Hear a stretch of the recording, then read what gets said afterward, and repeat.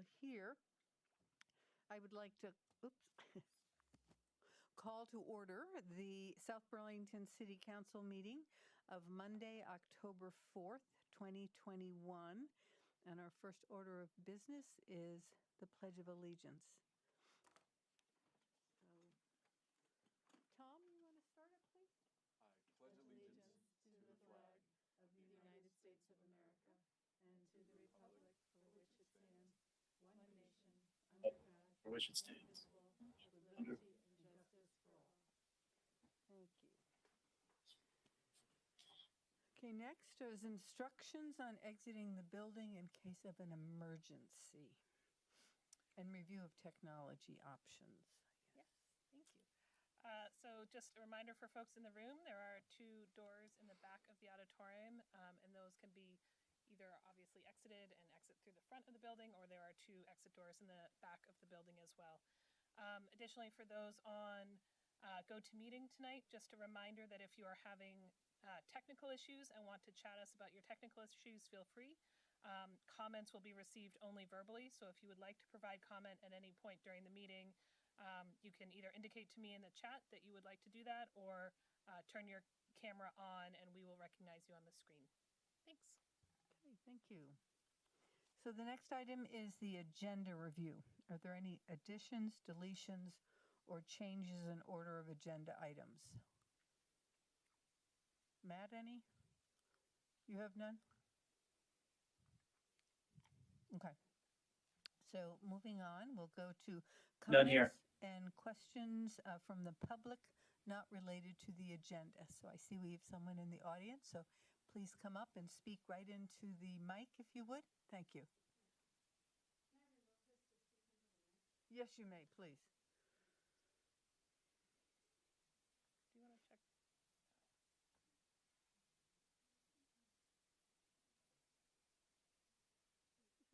Okay, thanks.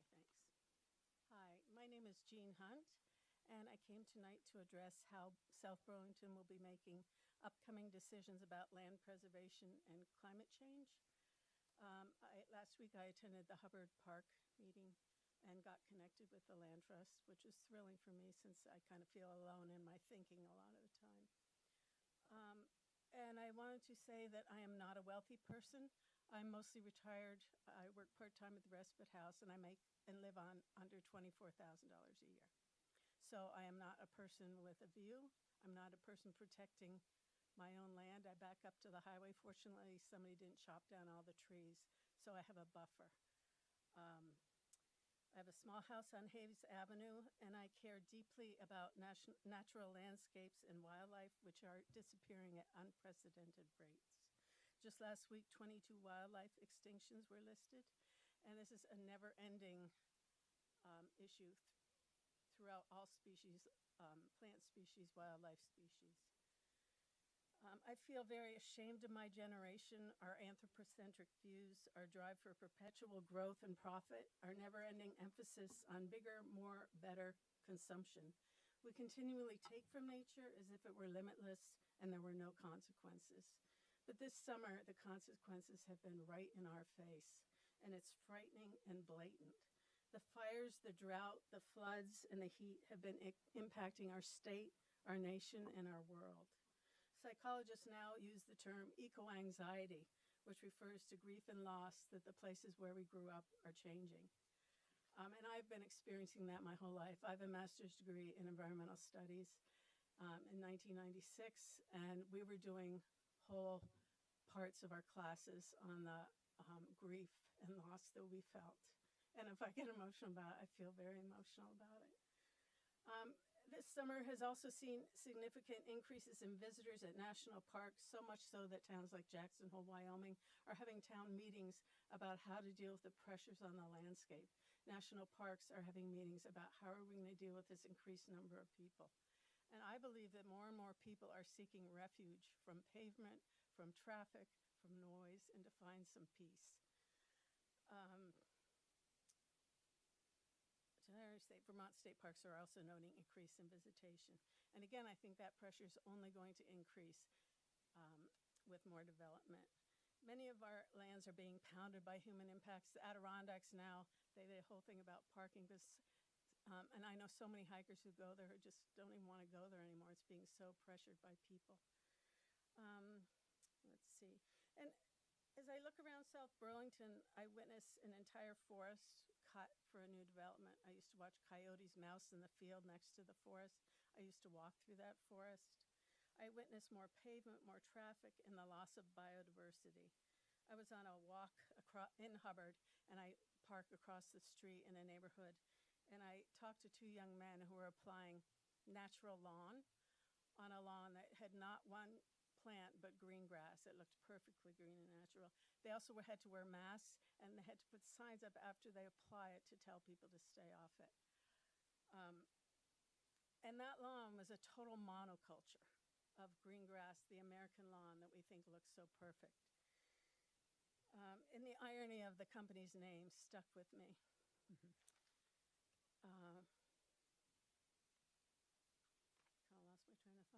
So I just would encourage South Burlington, every future decision, to include thinking about the impacts on our landscape and climate change. I believe at some point we will get climate refugees, not just from around the world, but from our own country, seeking to move to a place that Vermont has, relatively speaking, fewer weather impacts. And I mean, my greatest love in the world is for the outdoor world, landscapes and wildlife. I've spent much of my time in the West. I've taught graduate school classes on wolf ecology in Yellowstone. And part of the reason I go there is because it is wild, and because they have brought back an animal that we drove to extinction, the wolf, and now they're persecuting it again, hunting it, and perhaps bounties. There is not going to be more land that just happens to appear. We have what we have right now, and I would just, again, encourage you in every future decision. Your kids are not going to thank you for another pavement or another development, another tree cutting. Be on the right side of history. I mean, I don't have children, but I care deeply for their future. And it just makes me so sad. I grew up being totally in love from the time I was like 5 years old and being outside. I had 5 sisters. My mom would kick us out the door, and we had to come back at dinner. And that is my whole world now. It is what I love. And I love where I live. We don't have street lights, but the development in South Burlington, even Hubbard, just makes me sad. And anyway, I will be back and continue trying to connect with the Land Trust. And I thank you for all the work you put into this city, but I really think if you continue business as usual, we've seen the results. Our generation should not be proud of the results that we've gotten. Thanks. Thanks for listening. Thank you very much. Denise, are you interested in sharing something? Okay, you're next. Thank you. And thanks for hearing me, and welcome, Jesse. And I want to also talk about peace and the impact of humans and pressure by people, not so much on the environment, although I agree with everything my neighbor just said, so thank you for what you just said. This is more about mental health and the effects of people on people. My name's Denise Perry. I've lived in South Burlington for 20 years. I'm a professional mediator, and I mediate for the South Burlington Community Justice Center.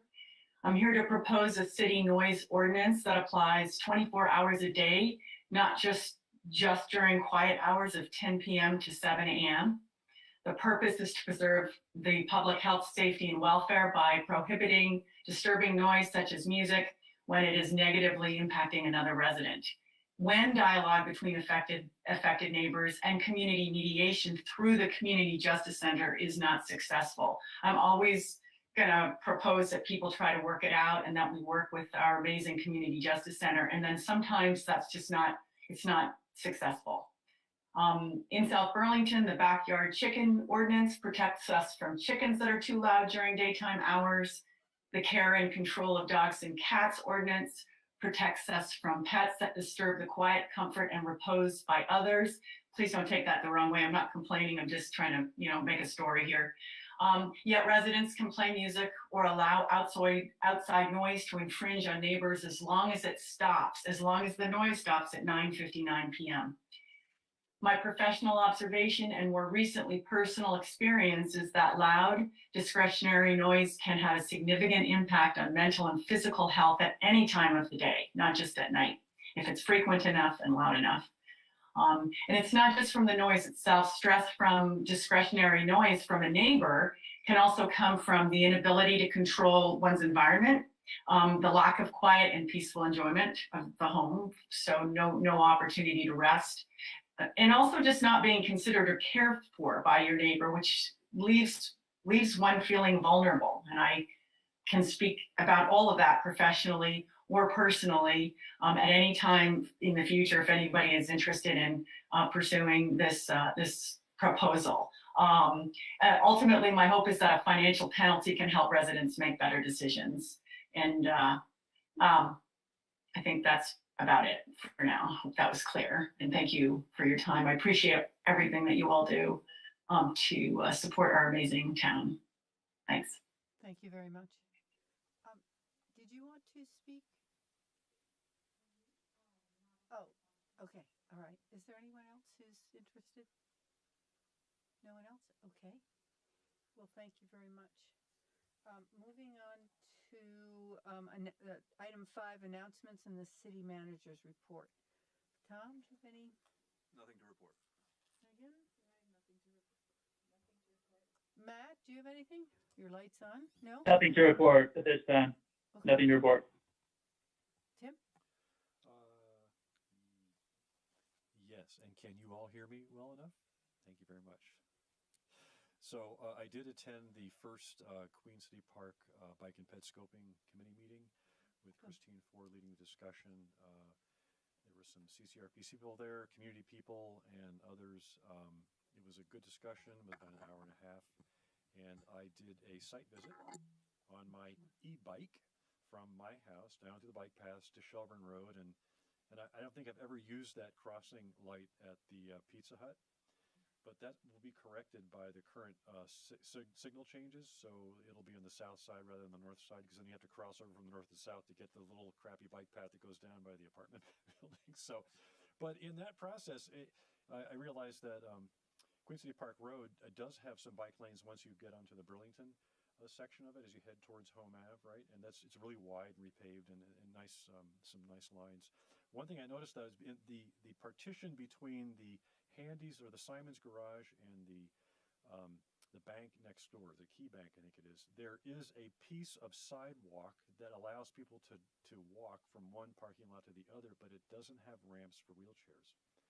And I took a picture of it. So I'll be bringing this up at the next meeting, because in terms of scoping out, bike ped paths, if somebody goes to the trouble to actually to create a bricked, separation of their hedge line to allow people to walk across the two parking lots, they should certainly then put in a ramp, or cut the curb to allow for, wheelchair access to go across it. So anyway, so it was a good ride. Okay, thank you. I don't have anything to add either, so we'll go to our city manager's report. Great. Jessie Baker. Thank you. A couple of updates tonight. At the last meeting, you all asked about the Kimball Ave culvert project, and just wanted to report that it is going along very smoothly. So far, so good. We have 5 more weeks of interrupted travel, and then right now it's on track to be completed on time.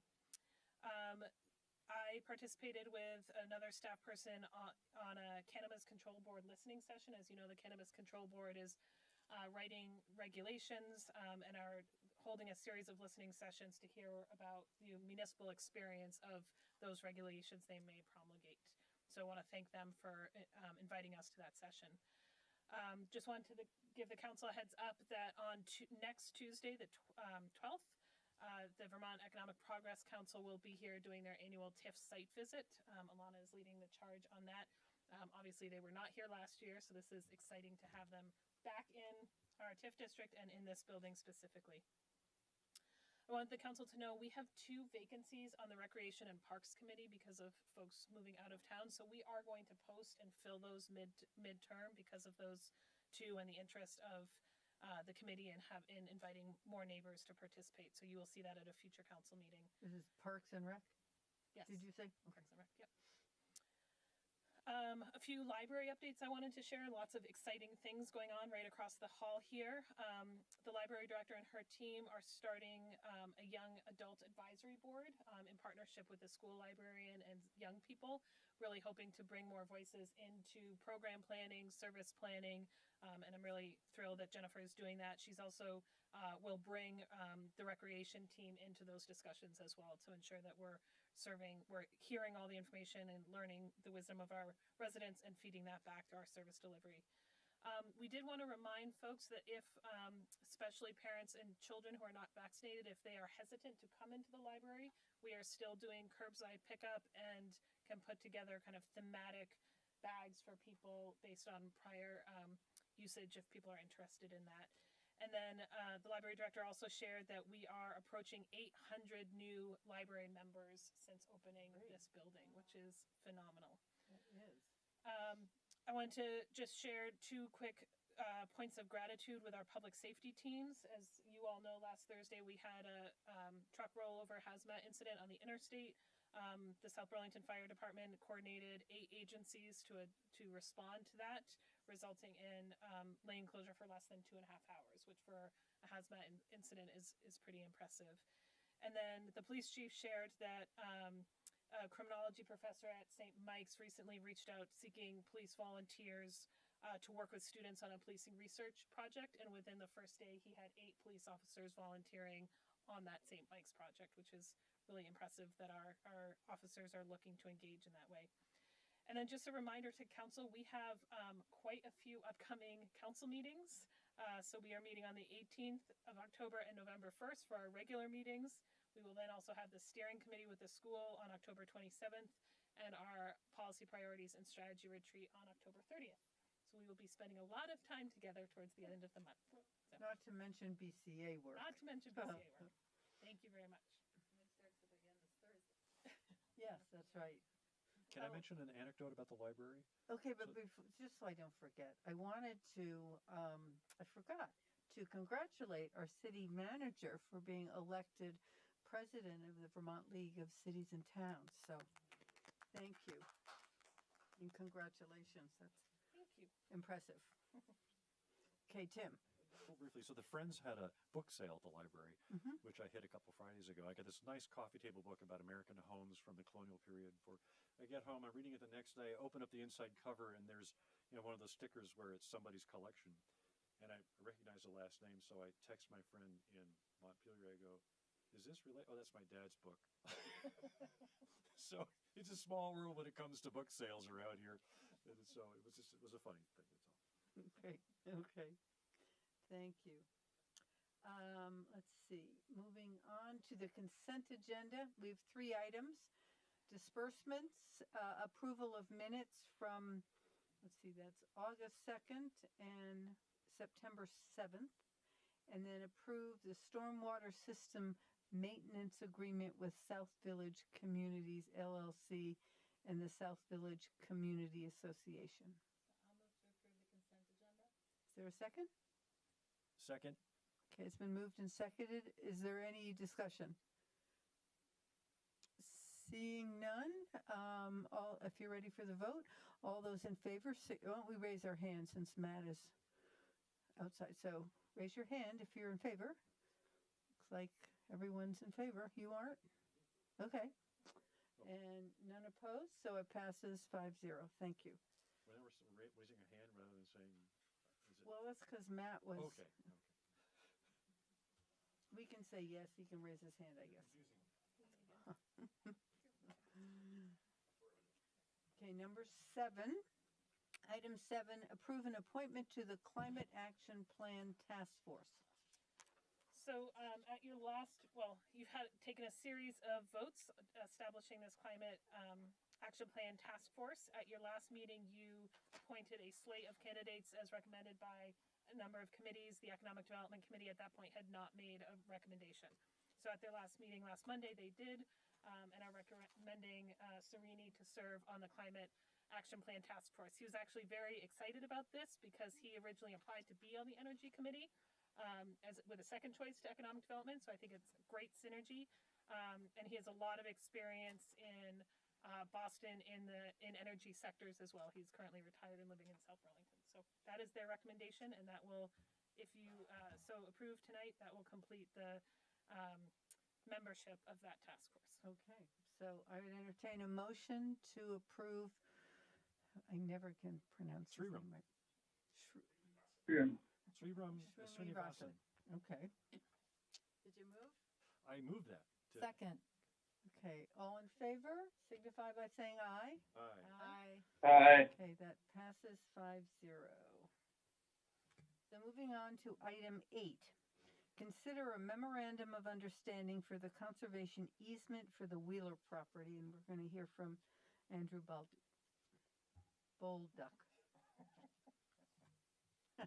Every time. Thank you. Andrew Bolduc, Deputy City Manager. So project's moving along.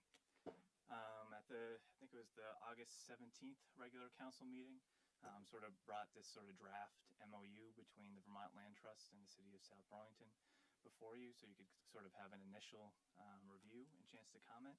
Since then, staff has had a chance to give it a full review, both at the non-legal side and legal side. And what we have before you is sort of the fruit of that discussion and negotiation with VLT. There's only been a couple minor edits from what was brought before you before. And to sort of give you a general outline of the key terms, the city will convey to the Vermont Land Trust a permanent conservation easement over approximately 107 acres of the Wheeler Nature Park. Say by far the most complicated part of this transaction so far is just identifying what the Wheeler Nature Park is currently. There's been a number of various acquisitions, easements on portions of the land swaps, but for the most part, we're saying about 107 acres is what will be conserved. This excludes the homestead property. As I mentioned at the last council meeting when this agenda item came up, that is something the Vermont Land Trust said this is very outside the bounds of their typical sort of conservation easement management. So they are suggesting that the homestead portion not be included in the conservation easement. There is also sort of the leg that's on the southeastern portion of the parcel that abuts Butler Farms Oak Creek. That was acquired from Jam Golf in the land swap.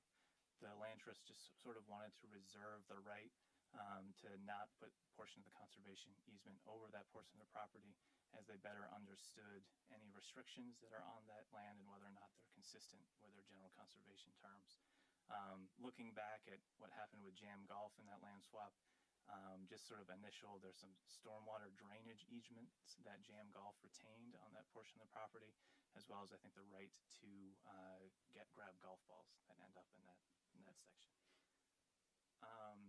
The easement itself, which is also included in your packet, is modeled after the 15-page standard municipal conservation easement. Stated purposes of that easement: conserving forest land, wildlife habitats, biological diversity, natural communities, riparian buffers, wetlands, soil productivity, water quality, and native flora and fauna, providing for non-motorized, non-commercial, recreational, educational, and other community uses on the property, conserving the open space values and scenic resources associated with this unique parcel for present and future generations, requiring management of appropriate recreational, educational, and agricultural uses to be guided through a city-run public management planning process and management plan.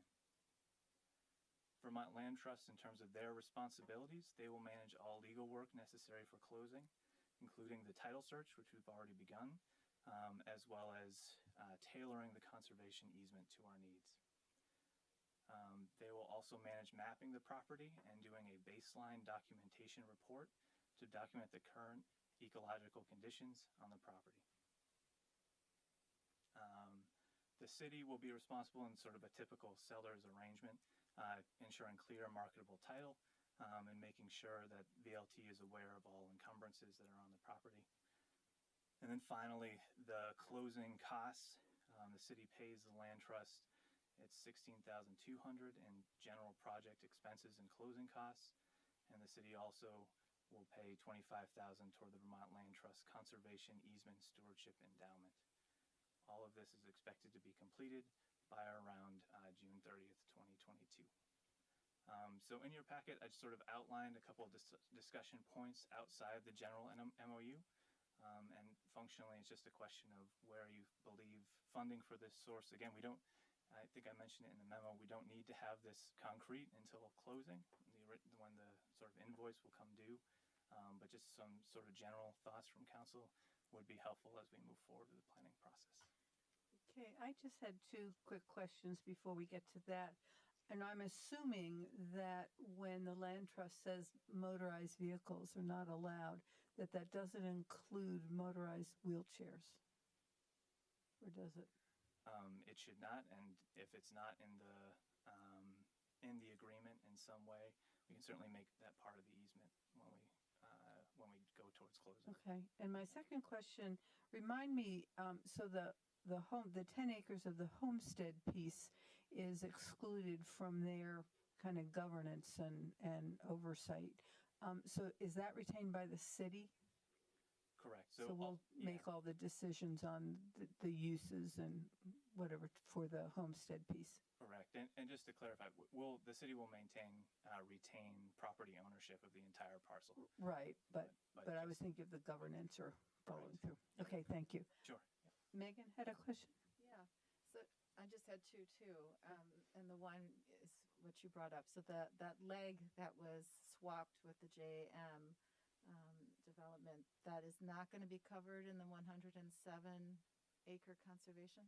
It likely will be. It will be. Yeah, Okay. it's just the Vermont Land Trust had not seen sort of the full jam golf land swap legal information. They just sort of wanted to retain an out just in case it was not consistent with what their general conservation stewardship. Right. And I saw, second question, I saw a lot of attention paid toward the maple grove, the maple trees, but not the pasture. Will that be brush hogged every 2 years? What will be the management plan for that? That'll be an ongoing discussion with VLT as part of the, I guess I should back up a second. So when the final conservation easement is drafted, and that will come again back to council. And in the process, if there are key management plan questions, whether or not something like that should live in the management plan or whether it should be clearly identified in the easement, is something that we would come back to council at a future date to get your feedback. And same for the removal of invasives? Correct. Okay. Good, thank you. Are there any other questions? Matt? No? Yes? Yeah, just to affirm, the 107 acres does not include the land that is going to be, or that may be, the dog park. Is that correct, Andrew? Correct. Yeah, okay. Yeah. That's part of the 10-acre homestead spot, isn't it? The dog park land? Okay. Any other questions? Tim? Do we need to have the discussion about the 41.2K now? Yeah, we can. There's 3 options. I just was asking questions before we got to the money question. So, What option? Andrew, you want to go through the 3 options or? Sure. Yeah. I mean, the only one that's time sensitive is just because we're coming up on FY23 budgeting. But option number 1 is that this money can come out of the open space fund. This project is very likely eligible under the ballot language that established the open space fund and perpetual tax back in May 2000. Option number 2 is to include, since this is an expected project, to include in the FY23 budget. And just for context, that 41,000 represents approximately a 0.25 increase on the tax rate. And then option 3 is to overspend and use unassigned fund balance for the FY22 budget. Okay, are there any initial comments by anyone or preferences? Option 1. Option 1. Yeah. Matt, is that your option? Yes. 1? Okay. Megan? That seems reasonable. I'm okay with that as well, because I think that's sort of part of the buying the property. Did we buy it or was it a gift? I can't remember. We got it before I was on the council, but whatever. But we have a question or hand raised in the audience. So Michael, will you come up to the mic, please? Yeah. Michael Mittag, I was a member of the. Please identify yourself for the record. And Michael Mittag. You can take your thing down if you want. Do you hear me now? Yeah. I was a member of the Wheeler Park Conservation Easement Task Force, and I would ask you to consider option 3. If the city hasn't set aside the money for this over the last 10 years, I think I don't think you've done a great job. So I don't think we should use the other funds, open space funds, because we forgot to budget for it. So I would ask you to go for option 3. Okay, thank you. Comments, thoughts? Well, just to move things along, I was going to move to approve the MOU with the Vermont Land Trust for the conveyance of a permanent conservation easement at Wheeler Nature Park. I'll second. Okay. Is there further discussion? That doesn't necessarily incorporate the funding option, but it's just approving the MOU. Okay, if there's no other question? We still have the opportunity when we get to that point to have the final say about the easement itself, right? Correct. Okay. Correct, yes. Right, okay. All in favor signify by saying aye. Aye. Okay, that passes 5-0. Any other thoughts on the money? The council seems predisposed, it seems, to use the open space fund. I think at one point we did have money in the budget because we were going to do this all in 1 year. And I think we had identified the money. And I don't think it was from the open space fund, but I could be wrong. But that was several years ago because we've been talking about this as long as I've been on the council, I think. So that money is long gone. Okay. Moving on to item 9, receive an update on the July and August financial statements. All right. So I recognize that there is a lot of raw data here. And just to sort of give a very, 30,000-foot overview, I think we're right about on target. This is the very beginning of the fiscal year. A reason why, just from a total numbers standpoint, overall we're only at 11.14% of general fund expenditures, which is a little bit below what the proportional amount would be. Some of the reasons for that, there's been a number of accrued projects from FY21 surplus, using that surplus, that have not shown up as expenditures on 2022. There is some lagging invoices, quarterly payments, just general scheduling. And other than that, there's not a ton sort of jumping out on the expenditure side. From the revenue side, you will note that we're at about 30.5% in revenues, of expected revenues. And some of the reasons for that are that we deferred some revenue. We knew we were going to end up great in FY21. So some revenue that we deferred into FY22. Every year there are property tax prepayments that occur. A lot of people will pay, as you know, we have 3 tax bills. There are a number of individuals that prepay their annual amount right away. And I think that's, for the most part, that's it. If you have any questions, I would say, just from a general standpoint, from a presentation standpoint, what would be helpful for you as we continue to go through sort of financials throughout the fiscal year, whether this type of sort of data dump would be helpful, whether there's a broader overview bullet points that you'd like to see in your packets? Would you like to see some of this information just in your regular boxes? Let me know what's helpful for you moving forward on this. Okay, are there any comments about it?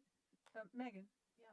And I emailed you about an hour prior to the meeting about striping, where we have $20,000 in the budget with none spent in July or August.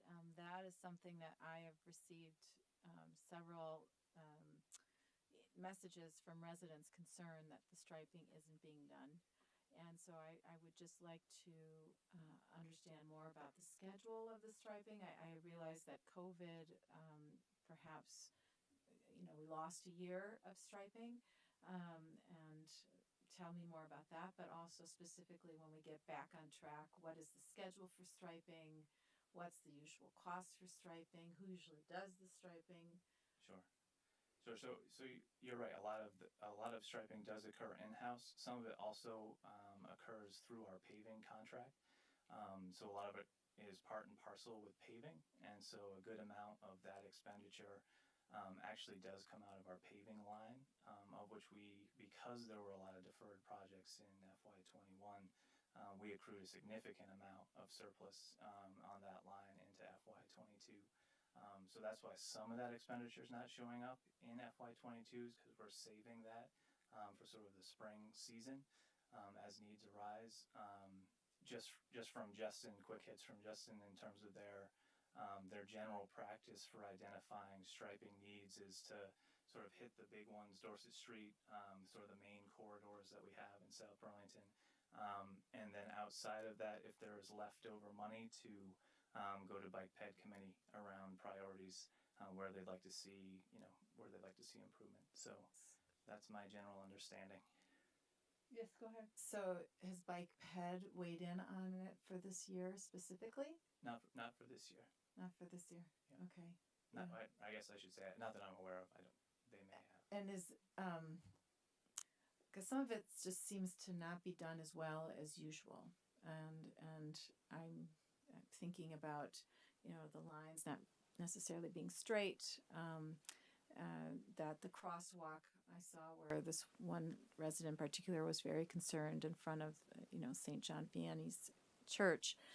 It's not fully like bold. It just doesn't seem a thick coat of paint. It seems, and I'm concerned about the quality. I'll just be frank about it. And I know that it's new to us to have a striping tool or equipment. And so is there a way to use those $20,000? Because Heinsberg Road is a pretty, major thoroughfare. And I know that's something Justin said was up to us. Kennedy Drive is another one. And I would think Spear Street with the cyclists. I understood that Route 2 is the state's responsibility. If I'm mistaken, please correct me. But I don't know, that intersection at Dorset and at Route 2, Wilson Road there, it does not have you have to know where you are in order to drive that correctly. So I am concerned that we're not doing a good enough job on the striping, especially as we're encouraging more bikers. We need to make sure that those fog lines are really clear. And I just wanted to see what could be done. Not just complain, but to see what could be done. Do you want me to take that? Sure. So thank you, Councilor, for bringing that up. Definitely heard and understood. We've heard it as well from the Bike and Ped Committee and from others. It's certainly that focus on pedestrian and bike foresight. It will also be a priority for us as we look for new public works leadership. Justin's done a great job, but we want to continue that to be at the forefront. I think as we come out of COVID and both the staffing is back up internally and the staffing is back up at contractors, we hope to really focus on this going into the next season. Right now in this shoulder season, it's a little hard to prioritize because, as we all know in Vermont, putting down striping now will be great for a couple of weeks, but then will likely be torn up. So heard and understood, and certainly something we will focus on going into 2022. So the season is in the spring, is what you're saying, once all the snow has melted. So we're looking at spring 2023 for So- the next, No, 22. 22. oh, Um, okay. But sorry. So I think Justin still and his team still have some work to do this year. But we're not emphasizing that priority this year because the striping often gets ripped up by plows. So thinking about it, really prioritizing it for next spring. The challenge with striping, and as we get into next construction season, we can do a full presentation to the community so folks know the timeline and what to expect. The challenge in the spring is that the pavement has to be 50 degrees or warmer all the time for the paint to adhere. So, we all in spring in Vermont, that's definitely not 50s, that can be 30s. So we think it should be time to stripe, and it's not quite yet, but we can be much clearer in future years about what our priorities and what our plans are. Okay. Thank you. Okay, any other questions or concerns? Just, yeah, I have Yes, a I'm sorry, question, Tim. and I'm sorry if I asked this before and I can't remember. Usually you get the local sales options tax report back in August, right? Correct. And Yep. I forgot if I asked this before, what was there an increase over the previous year, and were things looking better in that respect, or? Yes, I mean, we bounced back significantly from our numbers throughout the fiscal year. And, part of, I think, your question too is, what overlap is there between fiscal years and the reporting that we get? The data that we got in August is for all of July, as well as a few days in August. And so our numbers are actually really good if we're just looking at that snapshot of period. I think we're already at, 12% or something like that if we just look at Do those. they break out the sales tax versus the rooms and meals? Yes, they do. Yep. And I know that the sales tax had done pretty well, which was indicative that people were, buying through online services where the state tax is collected. But that's a 6% tax. They're supposed to collect the 7% tax, right, for if you live in South Burlington and you order online, right? So, okay, so. Yep. Yeah, so our numbers just because I know it buried in the amount of data that was given. Local option tax for sales through the first again July and a couple of days in August reporting period, we're at 12.55%, which is really good for a month and a few days. And local option tax for rooms and meals is at 11.03%, which shows probably a slight lag that we've seen throughout COVID, but still very, very well on point. And that's a percent increase over the previous year? Is that? Sorry, no, that is of our total amount that we budgeted for okay. for the Okay. Of the amount So- received, Okay, got it, all right. Yeah. Yeah. or whatever was budgeted, right? Right, okay. correct. Yep. And we budgeted lower, or we are expecting less than a regular year, a non-COVID year, I guess I would say. Right. Yeah, conservative projections. Yeah. Thanks. Any other questions? Okay, well, thank you. We're a little ahead of schedule here. If I could interject for a minute, Yes. there's a very interesting thing happening on this agenda. So we can't technically start the public hearing until 7:30. So you can't do 10 or 11 until after 7:30. 12, the presenter is not here yet. Millie Bakery's at another event. So I would recommend either you go to 13 and 14, or we take a break for a few minutes. All right, We have the 20 minutes for 15. Is that not appropriate? oh, going into executive session? Since we're 20 minutes ahead. We could do that if we call in the city attorney. He was going to come back for that, but we could call him in if you would like. Yeah, because 20 minutes is a long time. I don't know. Yeah. Knock 13 and 14 out? We can do 13 if there's other business, 14. I'm not against 15. I feel like we're going to lose 10 minutes to getting the attorney online if we want to try to get it going. Right, we actually only have 15 minutes. So- The hearing is 7:35. Oh, 7:30, so it's 20 minutes. I think it's probably more prudent to do 13 and 14. So are there any reports? So if that's acceptable, we'll move on to 13. Are there any reports? Who'd have thunk this? On counselors on committee assignments? Nope. Matt, do you have anything about transportation? We haven't had an airport commission meeting. I reported it the last time. The Green Mountain Transit Authority, the update, which I keep promising will come tomorrow, will be official. But I don't want to say it out loud yet, but we're very optimistic that we'll enter an agreement with the drivers and tomorrow morning. So I hope to have a full report on what we do tomorrow. Oh, okay. Thank you. All right. Is there any other business anybody has? Oh, Tom. I have something here. Fill some time. So I was taking part yesterday actually in Out and About Essex, and it was a great little event that they had multiple locations throughout Essex Town and Junction, and they were using an ACCD grant that I talked to the Unified Town Manager as well as a select board member named Tracy Harrington. I think some of us might know her. And I thought it was a great event, and they gave out these gift cards to all Essex residents to a bunch of participating stores, and it was a great way to connect different parts of Essex. And I asked if I could at least offer that as to South Burlington to copy it blatantly or otherwise give them proper attribution. But I just always, with South Burlington, I remember commenting how Williston Road and Shelburne Road are really the two parts of South Burlington, and too often we don't connect the two. And I was just thinking that if we were to emulate something similar with all of this, the monies that are sloshing around with not sloshing is probably not the right term, but the monies that we have for economic development that are coming from the federal government from different sources, it was a small amount that they spent, $10,000 or $12,000.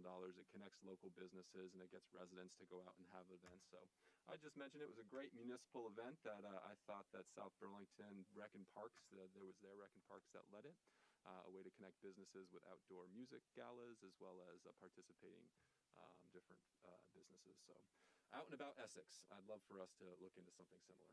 So tell me, how did they connect them?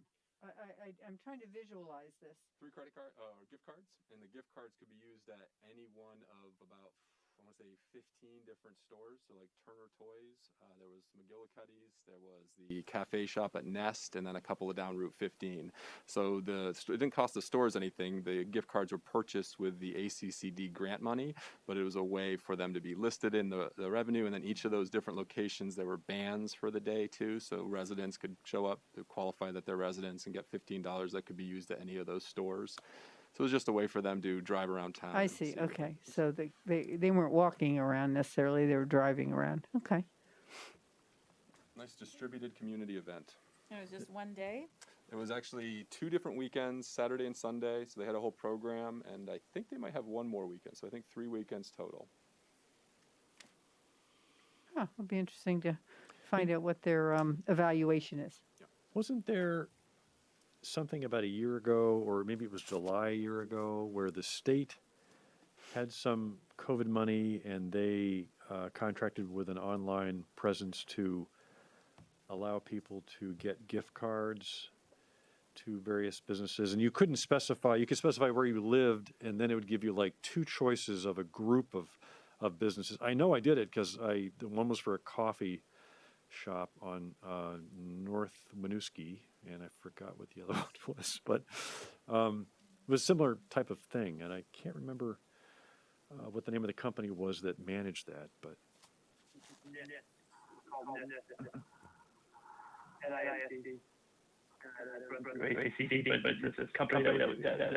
NIFT, NIFT, you're right. I think I just heard our notes taker say something as well. Now, the Champlain Islands is doing something almost exactly like that this coming weekend. Our store is participating in it. I think we're asked to give a certain discount, and we will reimburse our members for that. Cool. All right. I have one other business. All right. Sure. If the counselors. Yes, go ahead. So at the last council meeting, the question was asked and brought up again in other business about an individual property owner caring for ash trees on their property and therefore being exempt from the city's plan around EAB. So our team has discussed that, and we are willing to consider it on a street-wide basis.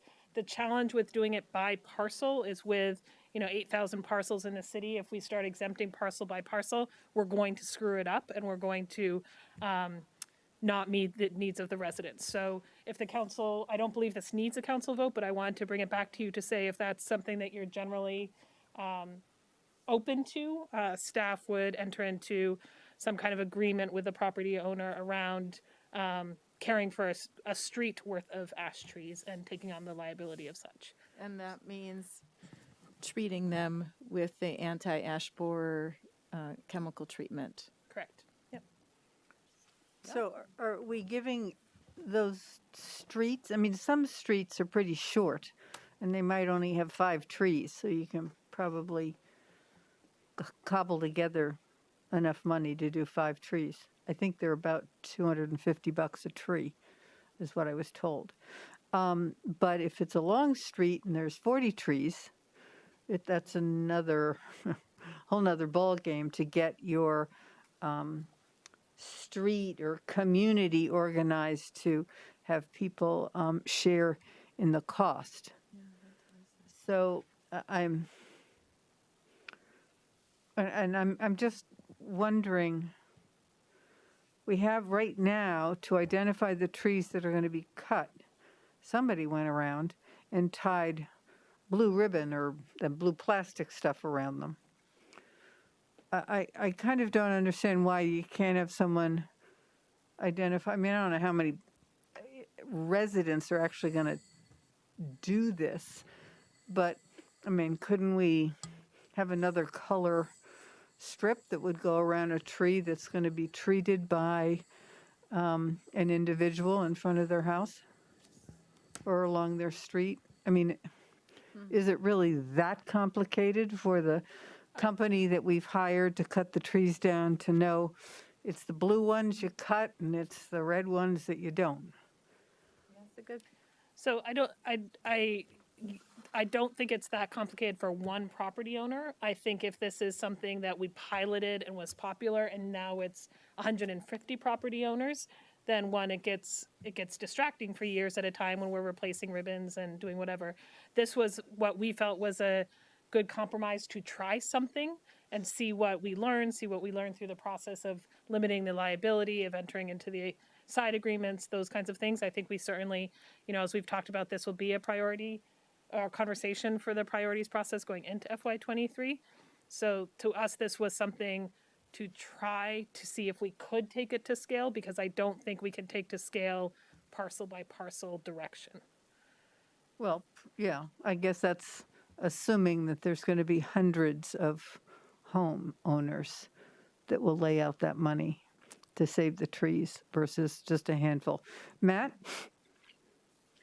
I have a question. I really don't know if this is a silly question or not, but for allowing our citizens to use chemical treatment of their trees, do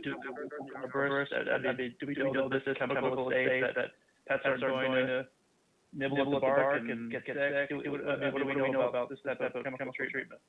I don't know anything, so I ask. Okay. Roseanne? Greco? I mean, you're the one person who's come forward to indicate some interest, and I know you've done some research, so perhaps you can share some information. Yeah, I have, and there are chemicals that are being used by in other places. So this is not some experiment that we're just doing here in South Burlington. It's been used by other places, and I spoke to the folks in some of the other Vermont cities about it. So the chemical that they use, and I don't have it in front of me, but I can certainly send it to you if you want. The chemical they use does kill other insects and stuff, but it does not kill mammals and large, large critters. There are drawbacks whenever you use chemicals, obviously, that you're going to kill more than you intend. But the cities that have decided to use it believe that that's in order to save the tree, that's we're all paying a price for this, that's a lesser price than the loss of a mature tree, that's been around for decades. So it is a known chemical, but there are other things beside chemicals. But the one that I have researched and that is being used by people here in South Burlington for the ash trees that are on their own property is being used in our city right now. The issue here is that the trees that I'm, and maybe others might be interested in saving, do not technically belong to me, although I don't think a tree belongs to anybody, but it's the city tree. So I can treat the ash tree in my backyard any way I want, but I need your permission to save the tree in the front of the house with this pesticide right now that has been shown to use. As far as marking too, I mean, if ribbons is something that might get confusing, that the contractor doesn't know blue is cut and yellow is not, or whatever, you could paint "do not cut" on the bark to make it very apparent. So, but thank you for considering this, because the loss of a mature tree makes us all the losers because of what that tree does, and no tree for another few decades will ever be able to replace it, because it takes decades to grow trees. Tim? Yeah, so at the very least, I think we should contemplate giving homeowners with a tree in the front, on the street in front of their house, give them a vote to be able to say they don't want to cut it down until it's diseased, at the very least, right? So that they can keep, because we're going to be cutting trees down apparently for a while before they appear to be diseased. But if you give people that choice where they can identify their address and say, the one in front of my house or the two in front of my house, please don't cut them down until they're diseased, then they'll be there for longer than they would be otherwise, depending upon whatever the cutting selection plan is. And then whether they're treated or not is another issue for further discussion, right?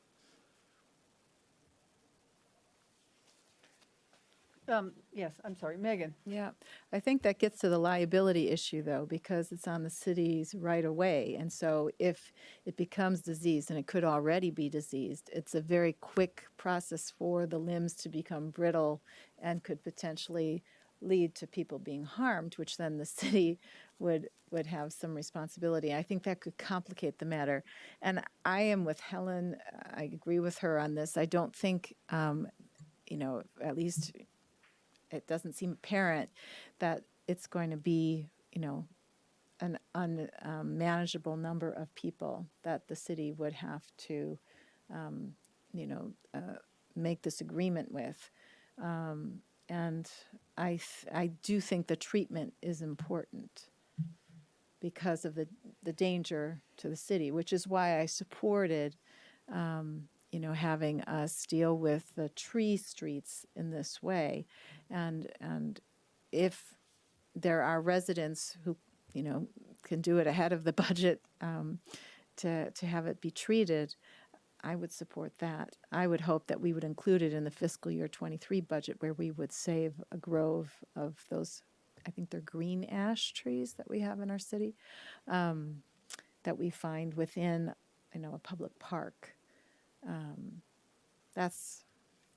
I think that it is a persuasive argument that once these trees are infected, it goes very quickly and then it becomes dangerous. Well, my understanding is that it takes 2 to 3 years for the tree to die. 2 to 5. So if it 2 to 5 years for the tree to die, it's not going to fall on your car in the first year, or the second year, or probably the third or the fourth or the fifth, depending upon. I mean, we have a lot of dead trees in the median strips around the city that have been standing for years, and they're dead as doornails, and they probably should be cut down because they probably are a liability, especially in high wind storms, where it's happened on Spear Street in the last couple of years, where wind has blown dead branches off into the street. One of them hit my car. I mean, but they get identified and they get taken down, or they fall down by themselves. I don't think it's a huge liability issue. I think if we're just saying we want to give people the choice to not have a tree cut down if it's not obviously, infected with the bug, and if it seems healthy, let it remain until it actually has some signs of infection, and then you can cut it down, because it's going to be dead in 2 to 5 years. So that's all. Well, we sort of have two issues, though, on the table, maybe three. One issue is what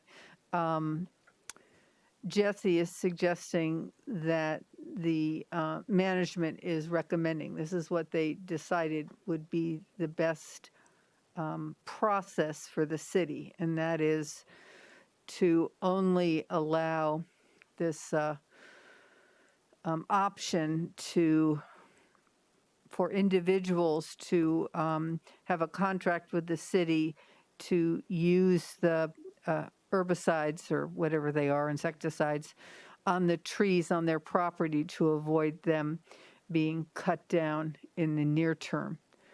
And the process they identified is, if you're going to do that, then a homeowner A needs to agree to be responsible and pay for all of the ash trees on their street. And I think that's a pretty significant shift of money for an individual to consider if they want to save the trees in front of their house. I mean, it's one thing if it's 3 trees and it's, $750 and it's really valuable to you. It's a very different issue if the street you live on has 30 trees slated to be cut. And you as an individual either have to organize your neighborhood and get other individuals to agree to this contract and to pay the money and let the city know that they want to go through trying to save the city. I mean the tree, ultimately the city too, I guess. Can I just clarify what I was suggesting? Yeah. So just stepping back a couple of meetings. So we've had this conversation at a number of meetings in a row. The Public Works Director came to speak with you. At that point, you took a vote to continue the current plan for FY22 and think about changes you would make to that plan with the priorities retreat and in the FY23 budget. So that's the policy position you previously took. Following that decision, there was an individual request. So in the staff responding to that individual request, what I'm suggesting is we pilot this with this individual, see how it works, write up the agreements, have the conversations, and see if this is something we could take to scale. I think, so that was what I was suggesting. And that was for a city or a community block with treatment, with liability waiver, whatnot. If there's something else you want to pursue far beyond that, we certainly can do that, but that should be a warrant agenda item that we actually prepare for and talk about, I think. Well, I guess I understand that, but I guess my preference would be if we need a pilot and we have an individual, and to the best of my knowledge, we have one resident who's come forward and said, I want to save the trees in front of my house, and I'm willing to pay for it. Will you let me do it? Right. That is different.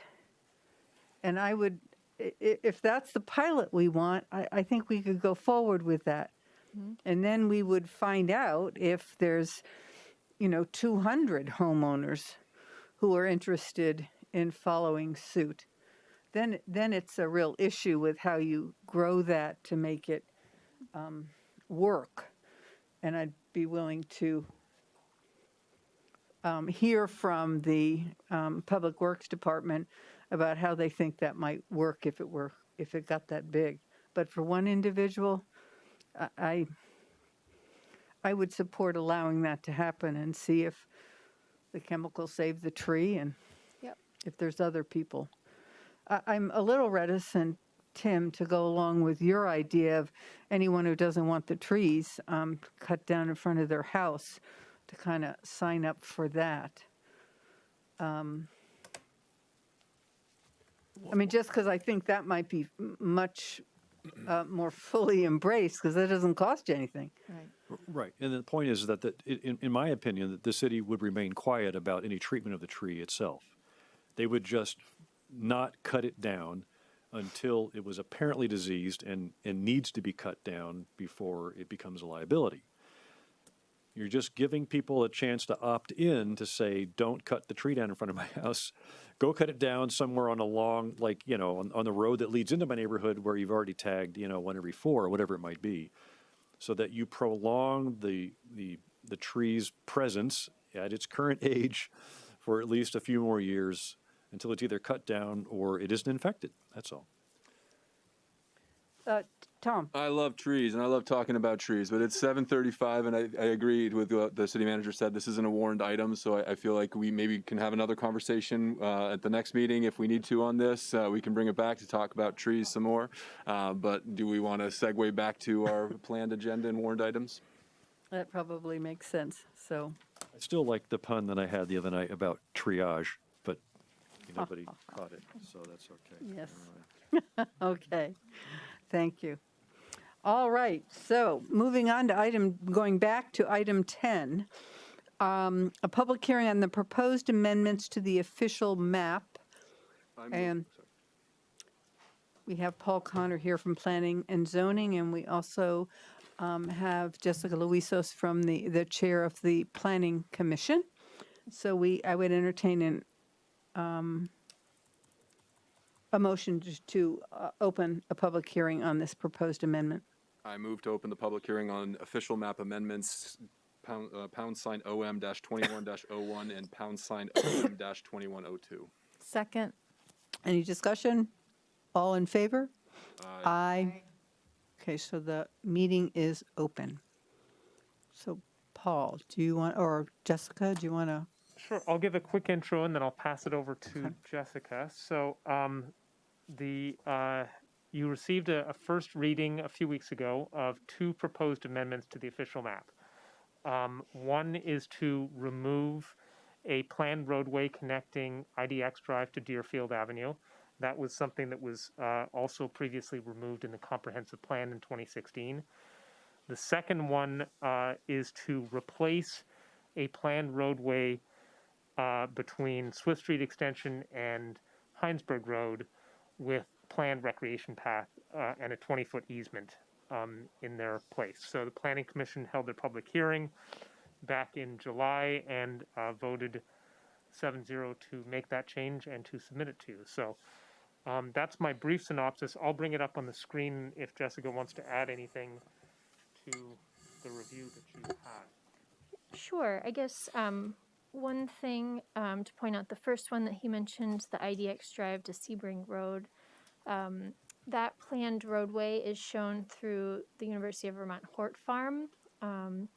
And in the comprehensive plan, we had actually, in 2016, we had chosen, after a lot of discussion, to take it out of the comprehensive plan. So this is like a catch-up of making it official that we're officially removing it. So it's something we've had planned to remove for many years now. And I think it also shows kind of the commitment to the research and farming that's going on there, to really kind of follow up on that change. The Swift Street extension change was also something that was talked about quite a bit at the time of the 2016 comprehensive plan. At that time, we just felt like we didn't have the time or the energy to also be doing the official map change. And we cited it as an item that we really wanted to come back to. And I think that this change is really timely with our extensive discussions we've had about the natural resources and protection of those environmental resources in the city. This official map shows, in its current version, a full vehicle roadway through one of the highest priority habitat blocks, as well as the water resources, kind of behind the Veterans Memorial Park there, and kind of right around where that number 9 on the map that Paul has up on the screen is. So residents have brought this up, and after significant discussion, we've put in front of you the change from a vehicular connection to a rec path connection, so to still have pedestrian and bike connectivity, but to not have the full impact of a roadway through those resources.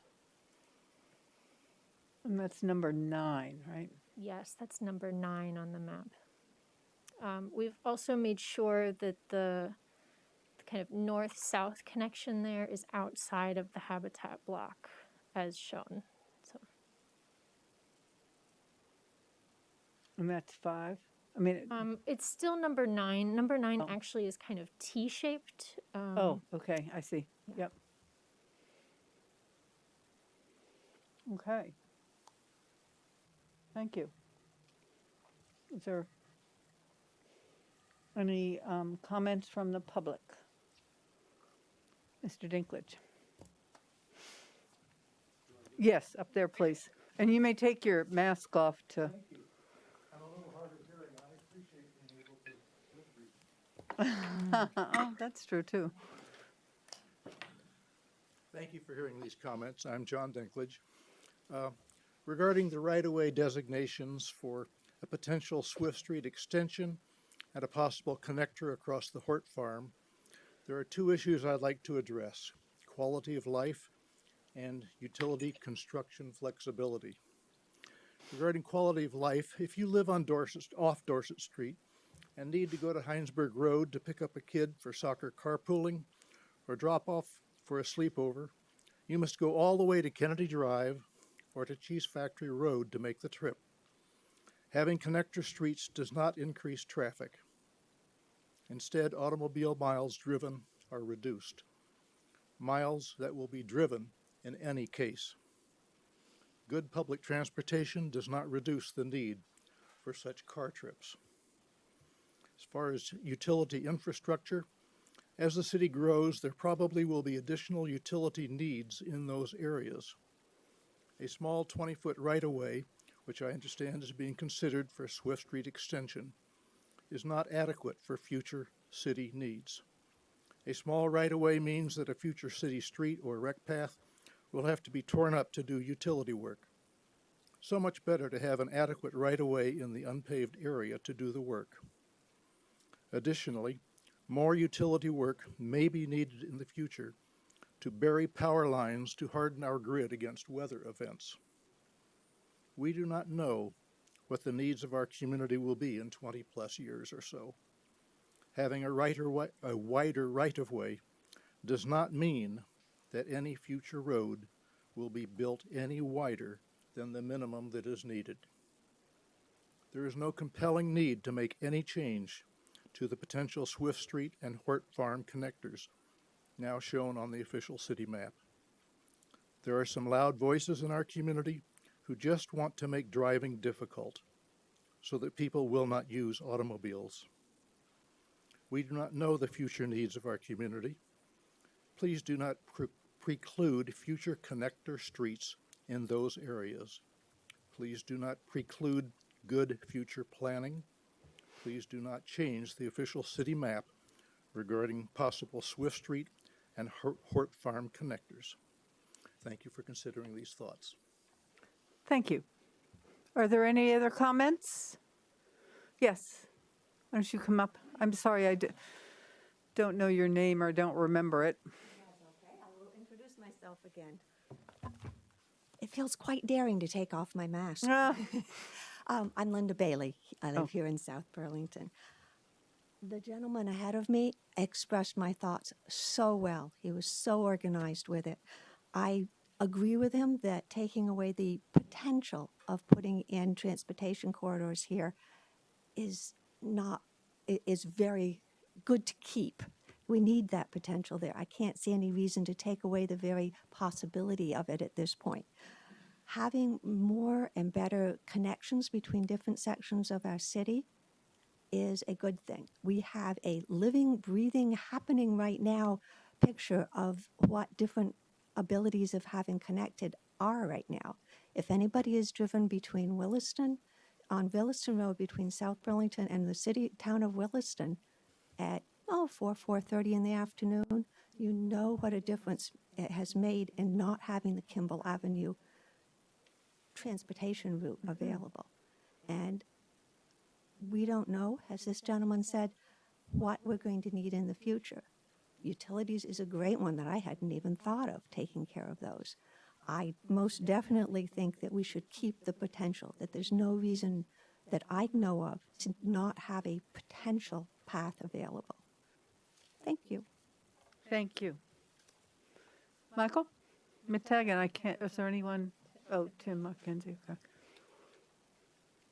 Is he beyond so far? Okay.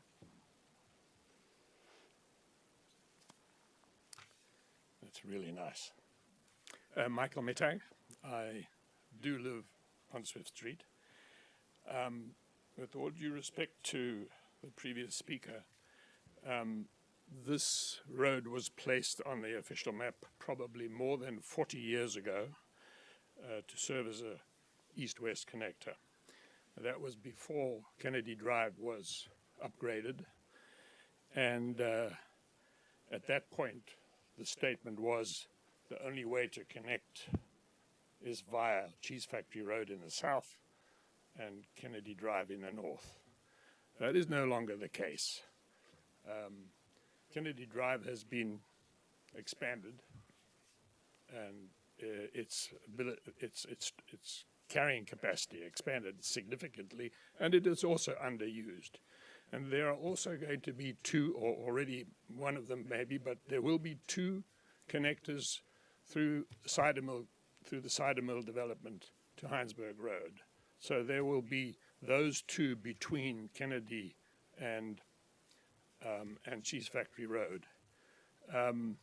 Quality of life for the people who live in the village at Dorset Park and anybody along Swift Street will be significantly impacted by this extension, because it will become a major thoroughfare. And a major thoroughfare through this area, we have Veterans Memorial Park on the north side of Swift Street, an area that is, a recreational hub for the city, lots of children around, and adding a commercial throughway through that area just is not appropriate. We also have the Wheeler Nature Park on the other side of the road, where people want to have quiet enjoyment of that park. You discussed its conservation easement this evening, and the wildlife in that park. It's a nature area.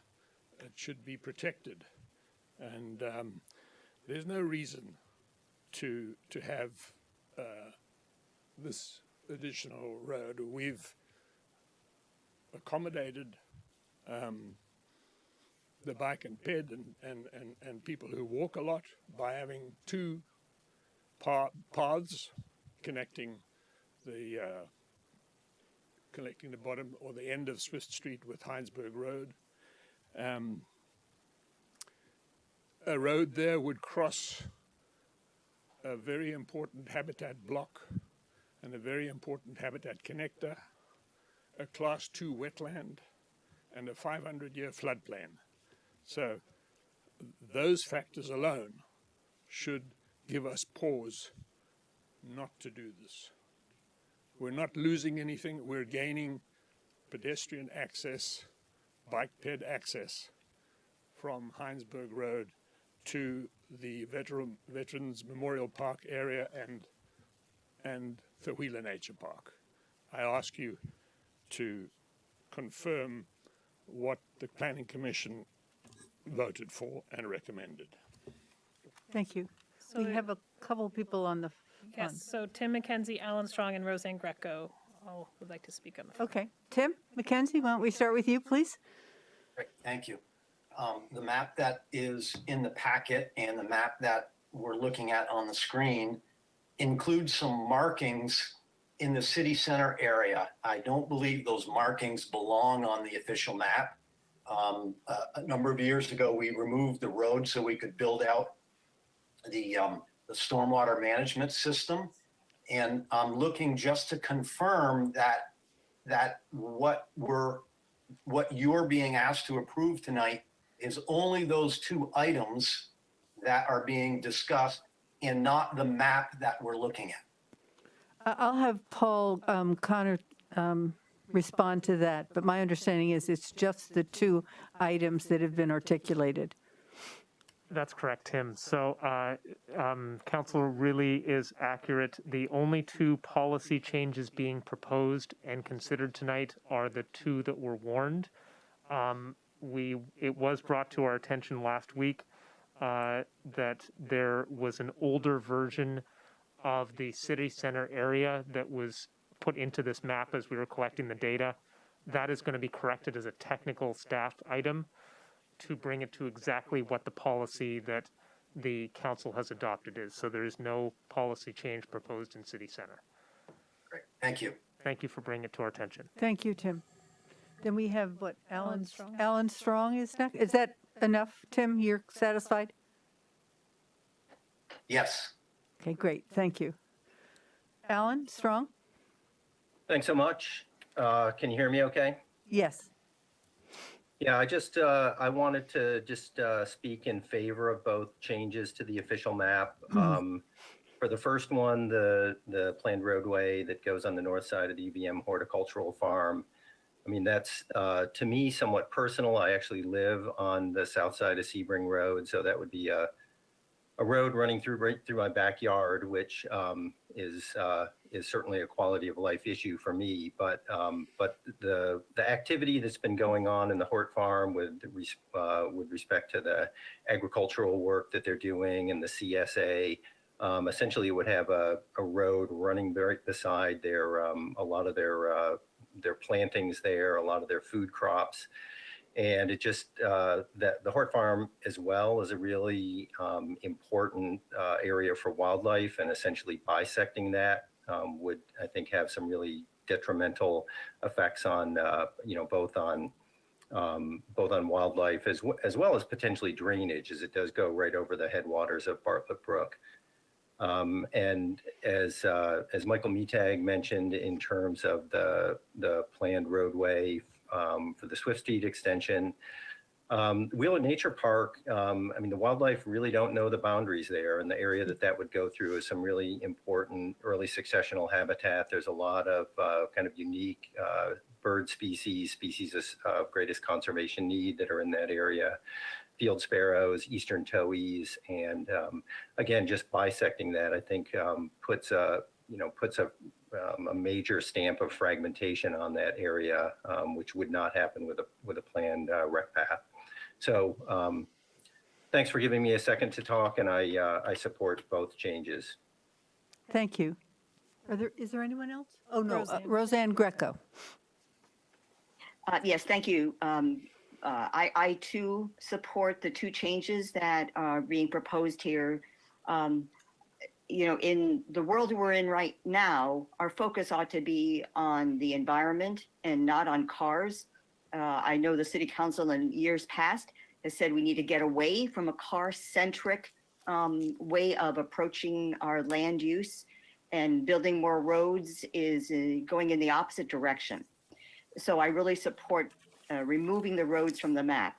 A few of the speakers earlier seemed to indicate that this was something that would wreak havoc in the future. This is a map used for planning purposes. Removing lines on a map to indicate we do not want roads there does not close off the option in the future that something dramatic happens in the future that we then believe we need roads. You can still build a road there. But if you build a road there, you can't unbuild it. So this does leave options open to the city if the future changes dramatic in a different direction as we see it's happening now. So I support the removal of these areas that are now marked for roads to make them pathways and leave them without any more impervious surfaces. Thank you for the opportunity to speak. Thank you. We also have Abby would like to speak, followed by Richard Finkelstein. Thanks. I just want to add my voice in support of these changes, in particular with removing the Swift Street extension from the map. The Swift Street extension would actually connect Shelburne Road right through to Heinsberg Road, and it's right next to Kennedy Drive. And so if we talk about the necessity of it, it would just actually take traffic away from Kennedy Drive, and that's really why we built Kennedy Drive, was to handle that traffic. This Swift Street extension is outdated. It was put on the map to be an egress for the Dorset Park neighborhood, and if we leave it there, it sends a message to developers that we want it, and that's the danger of leaving it on the map. We don't need it. It's right next to Kennedy Drive. We know that it would cut across our floodplains, wildlife habitat, forest blocks. And, those are the things we will never get back. So it is urgent that we take it off the map now, because we know where the future's headed. And that's where we need to protect our land and we need to advocate for conservation. So knowing that we could maybe drive an extra tiny minute to get to Kennedy Drive, which is why we built Kennedy Drive, I think that's sufficient. And I like the idea of connecting neighborhoods using the bike ped option, because for that issue where maybe kids are trying to connect to neighborhoods, what a great way to walk or ride your bike there. So I think that we are doing a service to future generations and to our city by taking this off the map now. So thank you. Thank you. Richard Finkelstein?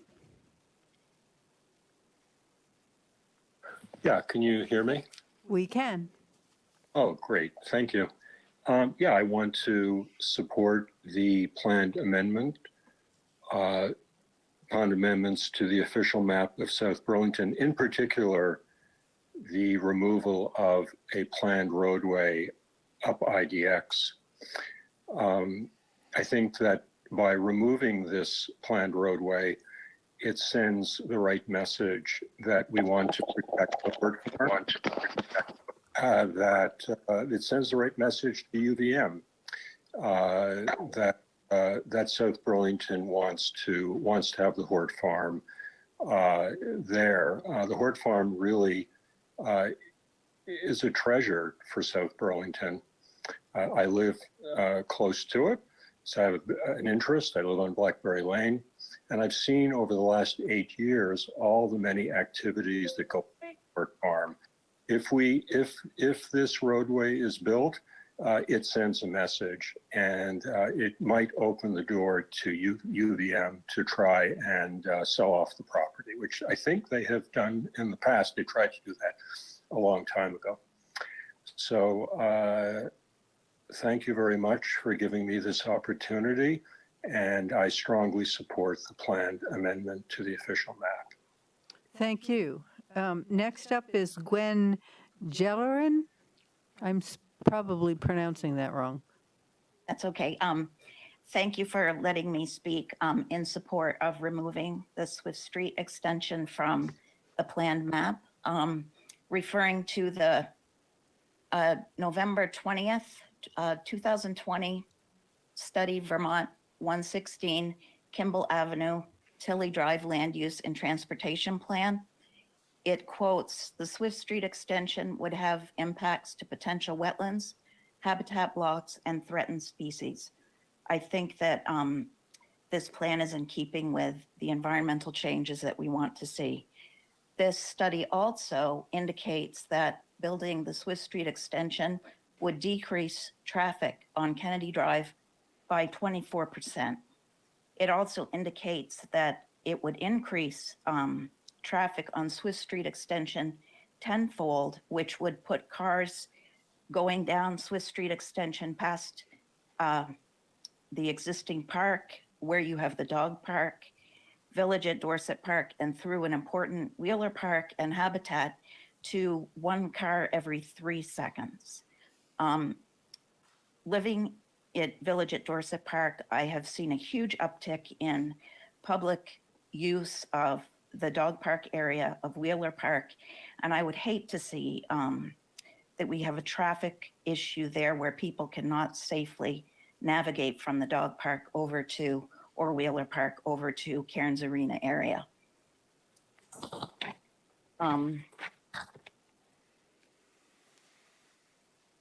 I guess that's pretty much what, oh, no, the other issue I wanted to say is that your Dorset Street, not Dorset Street, I'm sorry, Swift Street extension has too many curb cuts to take that level of traffic and take it down towards where people would want to go, would be Route 7 as a possible alternative to hit Route 7.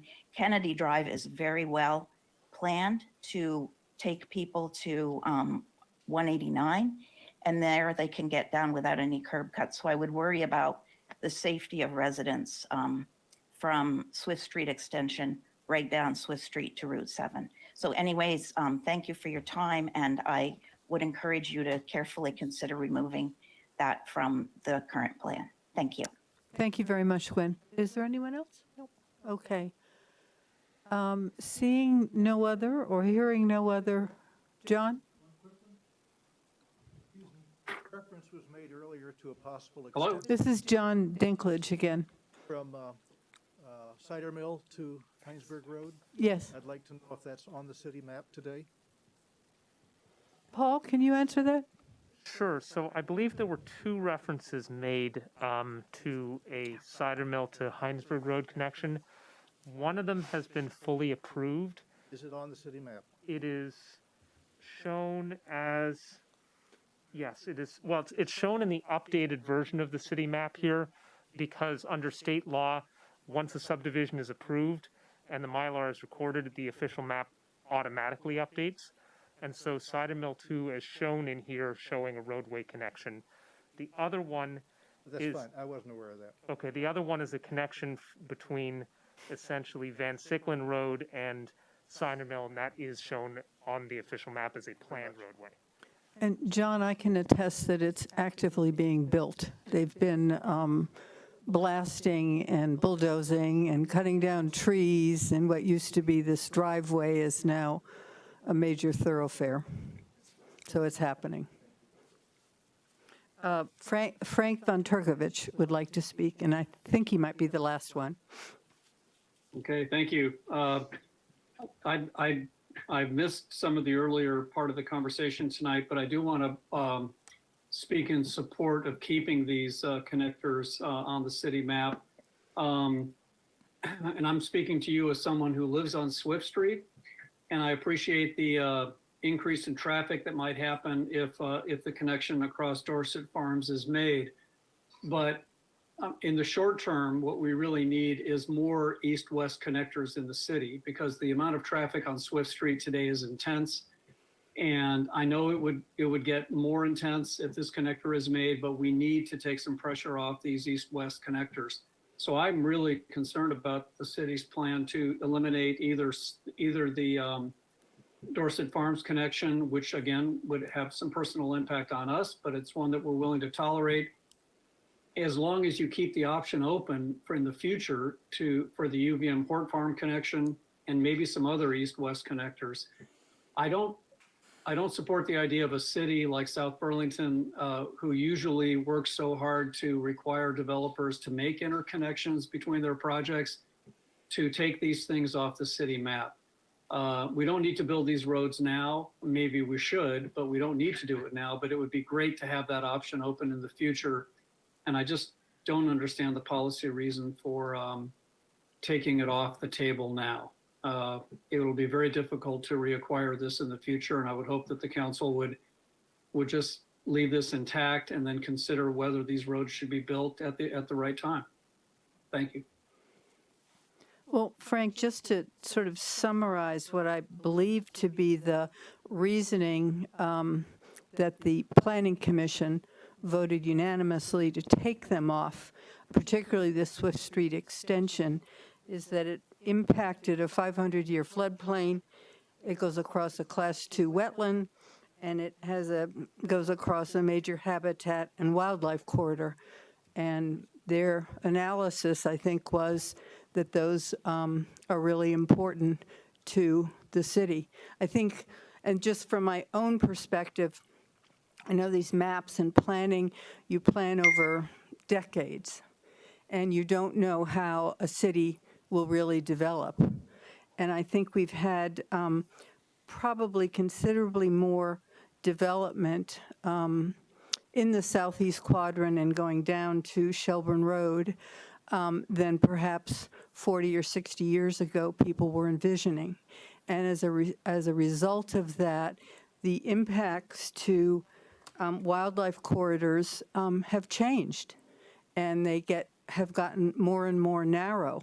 And so to just say, well, we've had this on the map 40 years ago, and we need the east-west corridors, maybe you could have built them 60 years ago, 40 years ago, 20 years ago, and not had any real import.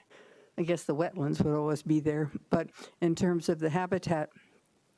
But that's changed, and I think we need our comprehensive plan as well as our policies to reflect the reality on the ground now and as far forward as we can think without ever being able to predict what will be needed in 10 or 20 years. I know maybe Jessica would like to further explain the thinking that the Planning Commission used or arrived at with their conclusion. Yeah, Frank, were you done with your comments? I don't want to interrupt. Yeah, no, you were done, right, Frank? Thank you. I could certainly take more of your time tonight, but I would just urge the council to consider leaving this option open for the future. I don't know that we necessarily have all of the answers and all of the wisdom today. We're not building these roads today. This may happen 20 years from now, or it may never happen. But once you take it off the map, it's gone possibly forever. I don't know why we would want to hamstring the future city council or planning commission and take this possibility away. Okay, thank you. I didn't mean to interrupt you. I'm sorry. I thought you were done.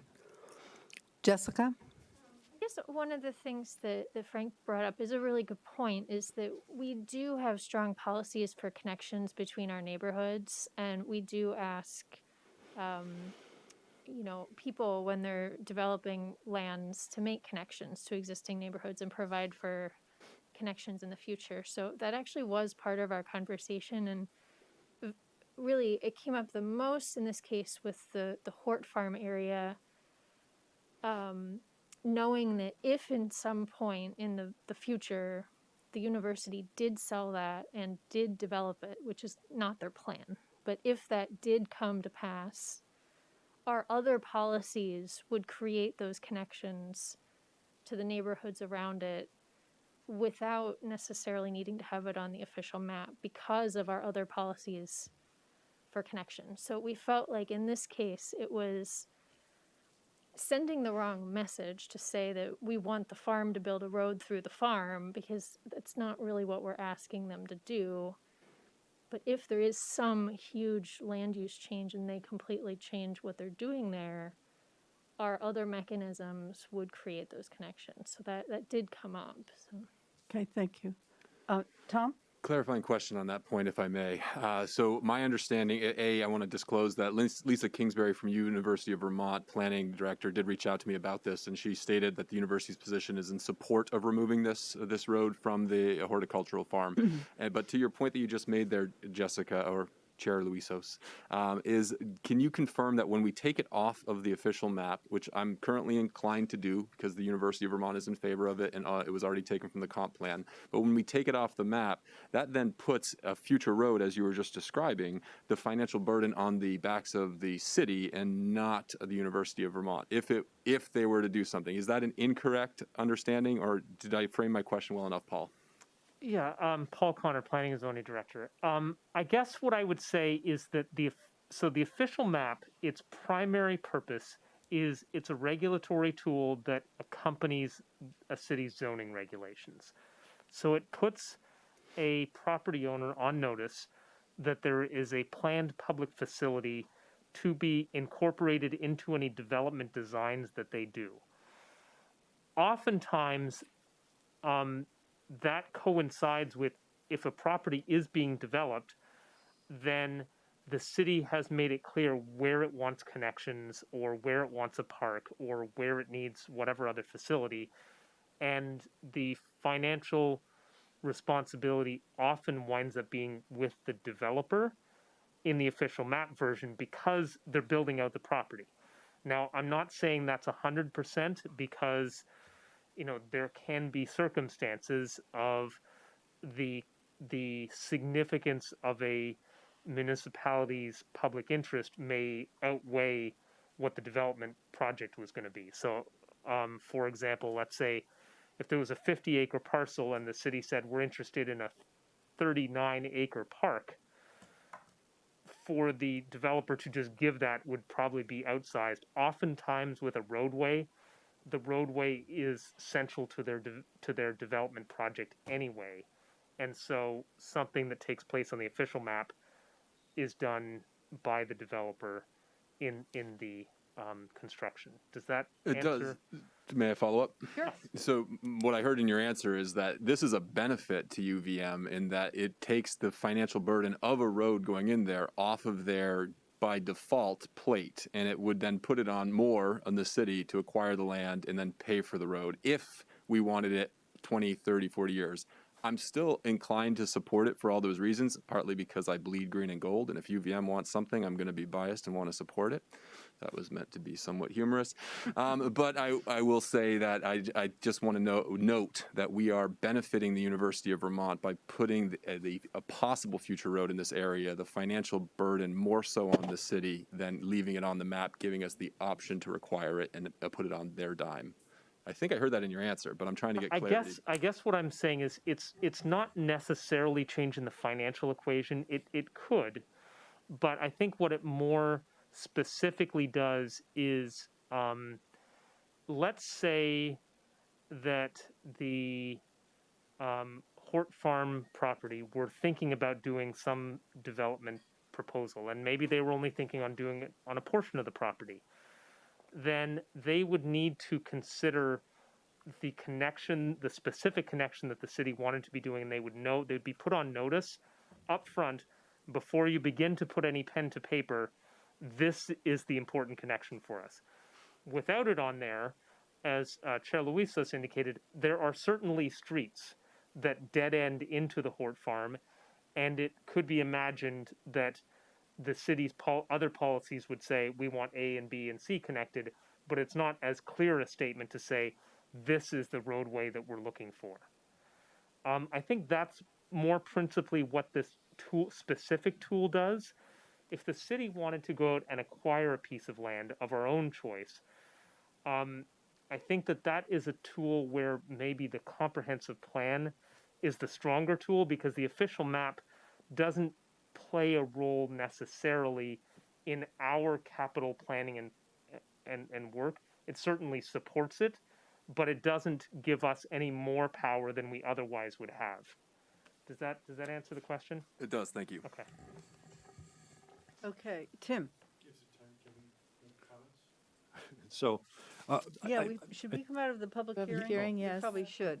So if there's no other, oh, Michael has his hand up. Last time. I'll let you speak twice on this issue. Last and quick. They let John. Last and quick. Michael Mittag. I live on Swift Street.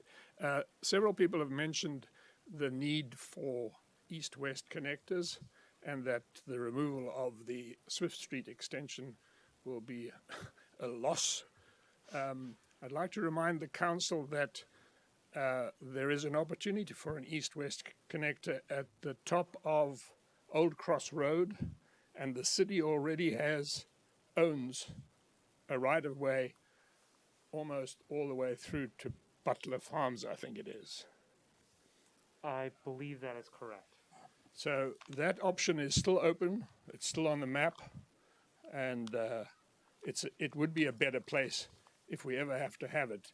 It would be a better place because it's more equidistant between Kennedy Drive and Cheese Factory Road and Cider Mill. And that's all I will say tonight, Madam Chair. Oh, no, I was trying to be humorous. Thank you. So there's no other public hearing comments, so I'd entertain a motion to close the public hearing.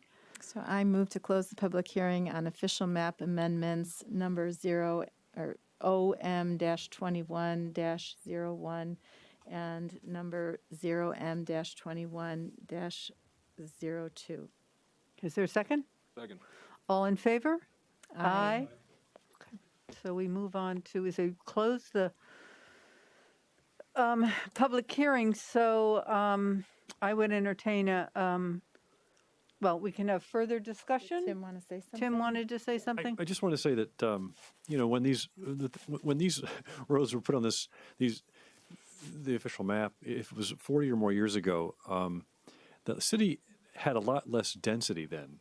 And I think a lot of the roads were they were future looking and they were aspirational.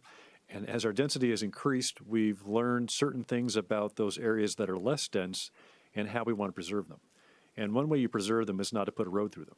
And so there are some really critical natural areas in the city, and we've already put roads through them. And the connection between South Village and Dorset Farms is an excellent example. That should never have been done, but that was before the regulations that we have right now.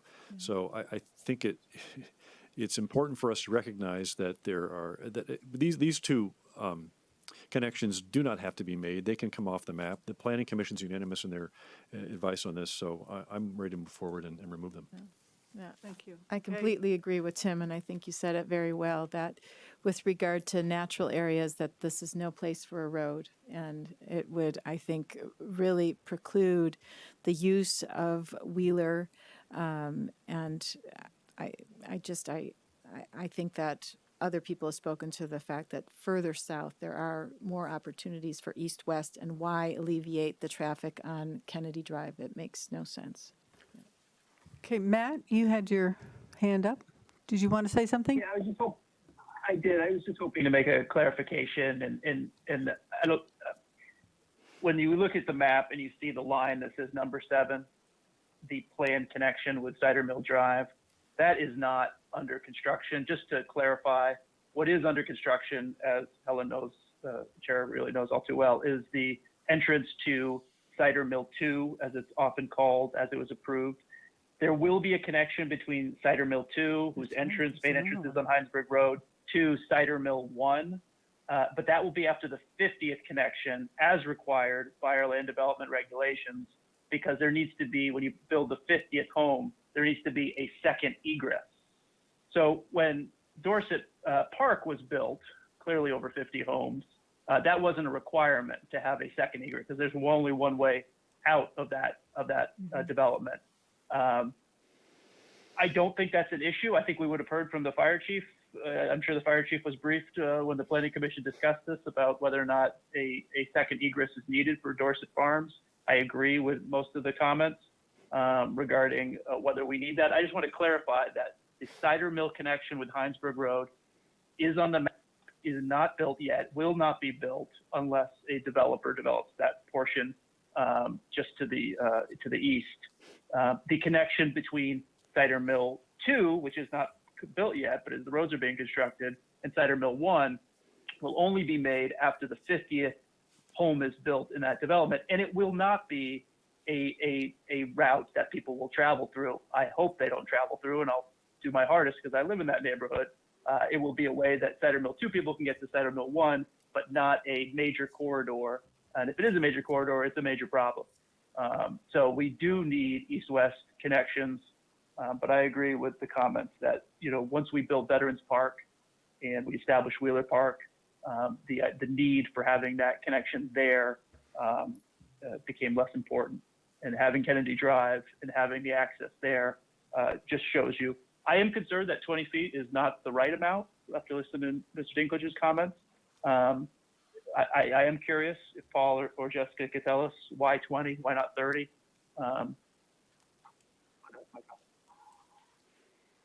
Would you, Paul or Jessica? If I can, I'd just like to respond to one thing that Councilor Cota spoke to, and then Jessica, you can speak about the right-of-way. Regarding the fire chief, Councilor Cota, the chief was actually was away in the week or two leading up to the Planning Commission's public hearing. I did reach out to the chief leading up to your hearing here, and his statement was As the fire department has expressed before, essentially one way in and out of a development is not a good idea and is contrary to a 40-year-old plan that looked at future needs and agreed that a connection was needed. One accident, road flooding, tree down, gas leak, trapping a whole bunch of folks is not good hazard mitigation planning. So I did just want to clarify because you specifically mentioned him. So. Okay, thank you. Do you want to speak to the right-of-way question? Yeah, sure. And if people didn't see, Paul outlined on the map the roadway that Matt was describing that's being built right now. The right-of-way width actually was a big discussion with us, and there were some commissioners that did feel like a wider right-of-way, retaining a wider right-of-way would have its benefits. In the case that the path needed to be rerouted or another utility could go through. But ultimately, the commission did put forward the 20-foot wide right-of-way, and we all did unanimously vote to put that forward to you. I guess the reasoning that more commissioners felt like the narrower right-of-way was warranted here was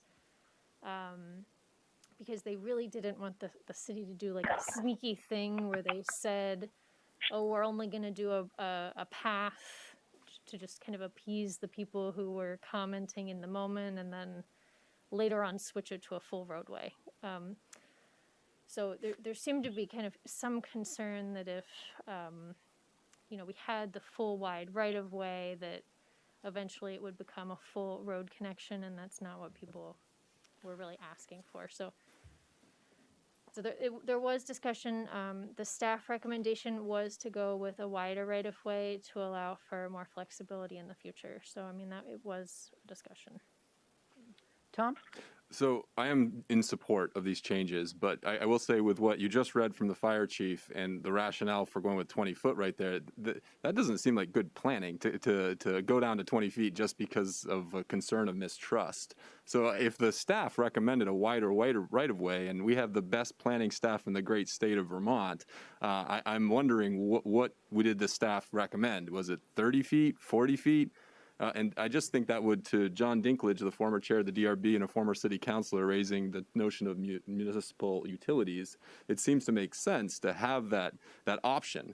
Now, again, just before you answer, Paul, my understanding of the official map, just like with City Center, when it's on there, that doesn't mean it has to be built. The city still has that choice when it goes through to say, you know what, we don't need it, or it only needs to be 20 feet. So I came into this meeting fully supportive of these changes, but with what I just heard you say there, it's a rationale to go down to 20, and also with what the fire chief said, it seems to me worth exploring a wider right-of-way. Sure. So a couple of things to that. One, I guess what I would say is in terms of development review, if there is a planned roadway connection, and it says it's a planned roadway, then I think that the clear expectation on a developer is that they build the roadway. If that's what the official map is saying. If the official map is saying something different than that, then it's whatever the official map is saying. But I think that's the intent, is to send a clear message. If it says a planned roadway, then at such time as that you build, that you are accommodating and also assuming, my caveats before, that it's not outscaled to what's being proposed, that it be constructed. That's the intent of the message. In terms of recommendations, the staff recommendation to the Planning Commission was that if the commission wanted to eliminate a roadway but retain it as a recreation path, then the official map could say very clearly recreation path, and then also retain the ability to have a 60-foot right-of-way for future generation to make a determination. In terms of later in the discussion, in terms of when the commission said we'd really like to have a right-of-way scaled to a recreation path, the public works director was there and said a typical recreation path right-of-way can be anywhere from 20 feet to 30 feet. So that was the information that was for the planning commission to give their recommendation to you. And just to follow up, that's the real thing. Like, we felt like if we were saying we wanted a recreation path, we should have a right-of-way that made sense for a recreation path, not a right-of-way that made sense for some much different facility, so. To the utilities point, though, I mean, so no road. I'm with you on there. No road on the official map. But the utilities piece, like if we need to put power underline or broadband or fiber optics, is 30 feet the more reasonable number? Why would we even need that? I mean, all the services that are on Heinsberg Road are on Heinsberg Road there today. Sewer, water, power, cable, and Dorset Street has its own supply. So, I mean, I understand, I hear what you're asking, but if there's not going to be a roadway there, I don't know what utilities we would want to connect, because we wouldn't have any stormwater, because we wouldn't have any impervious surfaces there. I would also note that Champlain Water District does also have a right-of-way that goes across this entirety from Heinsberg to Dorset Street. I'm not sure of its exact width. It's somewhere between 10 and 20 feet.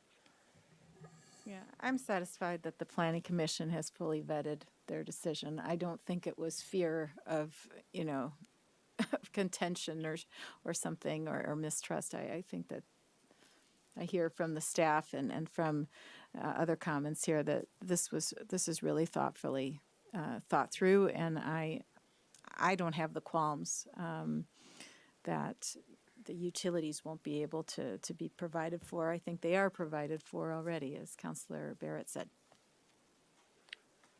Any further comments or discussion? Tom? Oh, Tom and then Matt. I see that just on the water district. So that 10 or 20 foot that you're aware of is completely separate. It's not aligned with this. It's elsewhere. That puts my mind at ease. I'm guessing the Champlain Water District works with other utilities if a utility needs to come through. So then, additionally, knowing that CSWD has something through there allays some of my concerns that were raised by John Dinklage. Okay, Matt? Just one question for Paul and Jessica. When you look at the land development regulations that are being revised, if that property that would be connected, what is that, the Hillstead, I forget the name of it, but off Heinsberg Road, if you're putting more than 50 units there, they would have to have 2 curb cuts onto Heinsberg Road, because they'd have to have 2 egresses under the current land development regulations, and I assume the future land development regulations. That egress would definitely not be, obviously we take it off the map, would not be to connect it through such an extension, but that is still possible, correct? To develop that piece of property with 2 curb cuts on Heinsberg Road in order to accommodate over 50 units. Is that right? The property that you're speaking of, Matt, has approximately 1,600 feet linear frontage on Heinsberg Road, so there would be plenty of room for one or more connections, as well as potentially connection over to Landon Road, which was on the north side of the Rye neighborhood. Good. Thank you for that clarification. I appreciate it. Okay, are we ready for a motion? Yeah. All right, Who so wants to make it? I move to adopt the official map amendments number OM-21-01 and number OM-21-02. Further, staff has pointed out that the draft warrant for public hearing includes a handful of elements which have since been changed or superseded by subsequent council action. No further changes adopted via this motion. Staff is directed to correct the draft map to reflect the adopted actions. Is there a second? Second. Is there any further discussion? All in favor, please signify by saying aye. Aye. Okay, that's unanimous. I saw Matt's lips move. So it passes 5-0. Thank you very much for your work. Thank you for your time. Thank you. Okay, so now we're on to the annual update from CCRPC, and Charlie Baker has been patiently waiting. If you'd been early, Charlie, we could have heard you earlier. But you didn't know that. I am so sorry. There are I was at a couple other towns within the county, but I glad know, to be I know. with you now. It's not your fault. We just whipped through stuff. So, okay. Good. Thank you. Yeah, and you can hear and see me okay? You're a black box on the screen, Charlie. Interesting. Maybe you have a shutter that's closed on your laptop? Well, let me get to a different camera if I can. Thank you for that. Glad I asked that question. There we go. Much better. Sorry about that. So thank you very much for making time on your agenda. As I do every fall, I try to go around to each of our member municipalities and really have a customer service call. The Regional Planning Commission works for our member municipalities. And so we provided a report that I believe was in your packet about what we did for you last fiscal year. And I was going to review that real quickly, but also see if you have any feedback for me, positive or negative, about what we can do to better serve South Burlington. So with that, I'll jump into the report. The first page is really background, some history about the RPC, our governing board, our little financial overview about how we leverage your local dues to bring in state and federal grant dollars to the region. And at the bottom are your representatives. I do believe Chris Shaw is plugged into the meeting here somewhere. I want to thank you for appointing Chris to our board. He's been a very active member and is now our vice chair. So thank you. And Megan, thank you for being alternate. And also thanks for all your great staff have been very active and great participants in our committee. So thank you for that. I'll move on to the next section, which are the next 2 pages, kind of a pretty good list. Maybe the longest list I've seen around the county of projects that we have taken on with South Burlington last fiscal year, and probably some that are continuing into this fiscal year. I wasn't going to review all those in detail, but happy to take any feedback on any of those projects and how our staff are doing supporting you. Was there any? I just had a question. I'd never heard of a guardrail inventory. Is that the little bumper things on the side of the road, and you do an inventory of that on non-state roads in our town? That is very possible. So every year we get requests from our member towns, and some of them are just kind of helping the town update or the city update their inventory of public assets. Sometimes it's signs. In this case, it was guardrails. Okay. All right. And I should say signs and other things, culverts, all kinds of things that you have in the public right of way. Good enough. Thank you. Yeah, any other feedback? All those things went okay. At least the ones you knew about. So.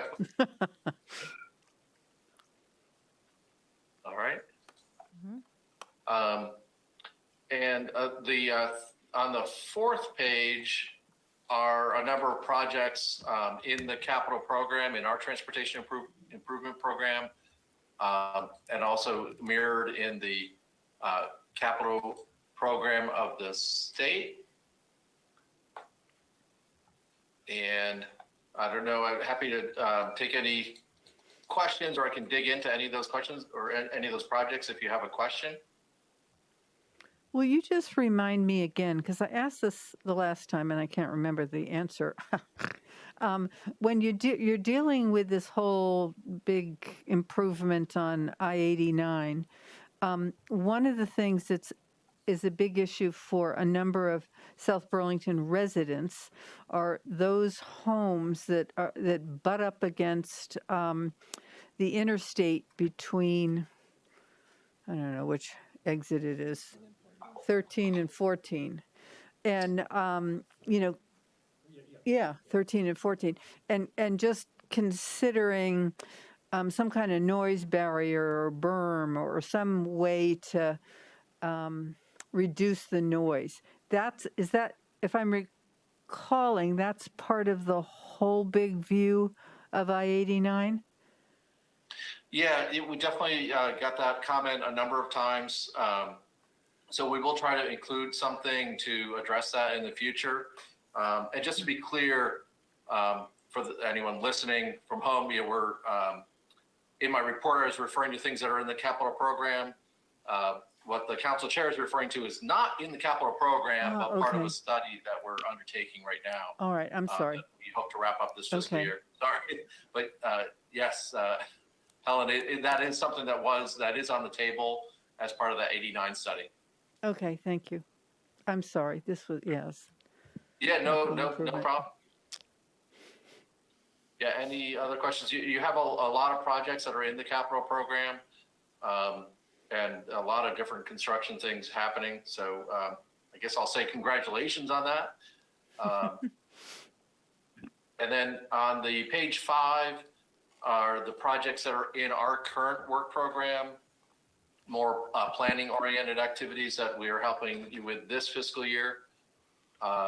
Things like the climate action plan, traffic overlay district, looking at a path going over the Potash Brook on Kimball Ave.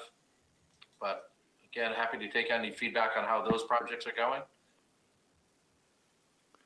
I took some pictures of the Kimball Avenue construction. It's pretty amazing. I drove by, yeah. It's pretty complex. There's a lot of heavy machinery involved. There's a lot of, steel piles that have been driven in, and it's not an easy project. So I was pretty amazed. Mm-hmm. May I ask a question of Charlie? Charlie, you're still with us, right? There you go. Okay. Yeah. Charlie, can I ask you a question? Sure. So you have a section on regional energy planning. Can you educate me on who is the organization in Vermont that is being the point person to enhance the energy efficiency of new construction? There were these stretch energy codes for Act 250 projects, but that was only for if a project required Act 250. But some communities have adopted those as their local energy guidelines, even though they may not have actual building codes, such as South Burlington, right?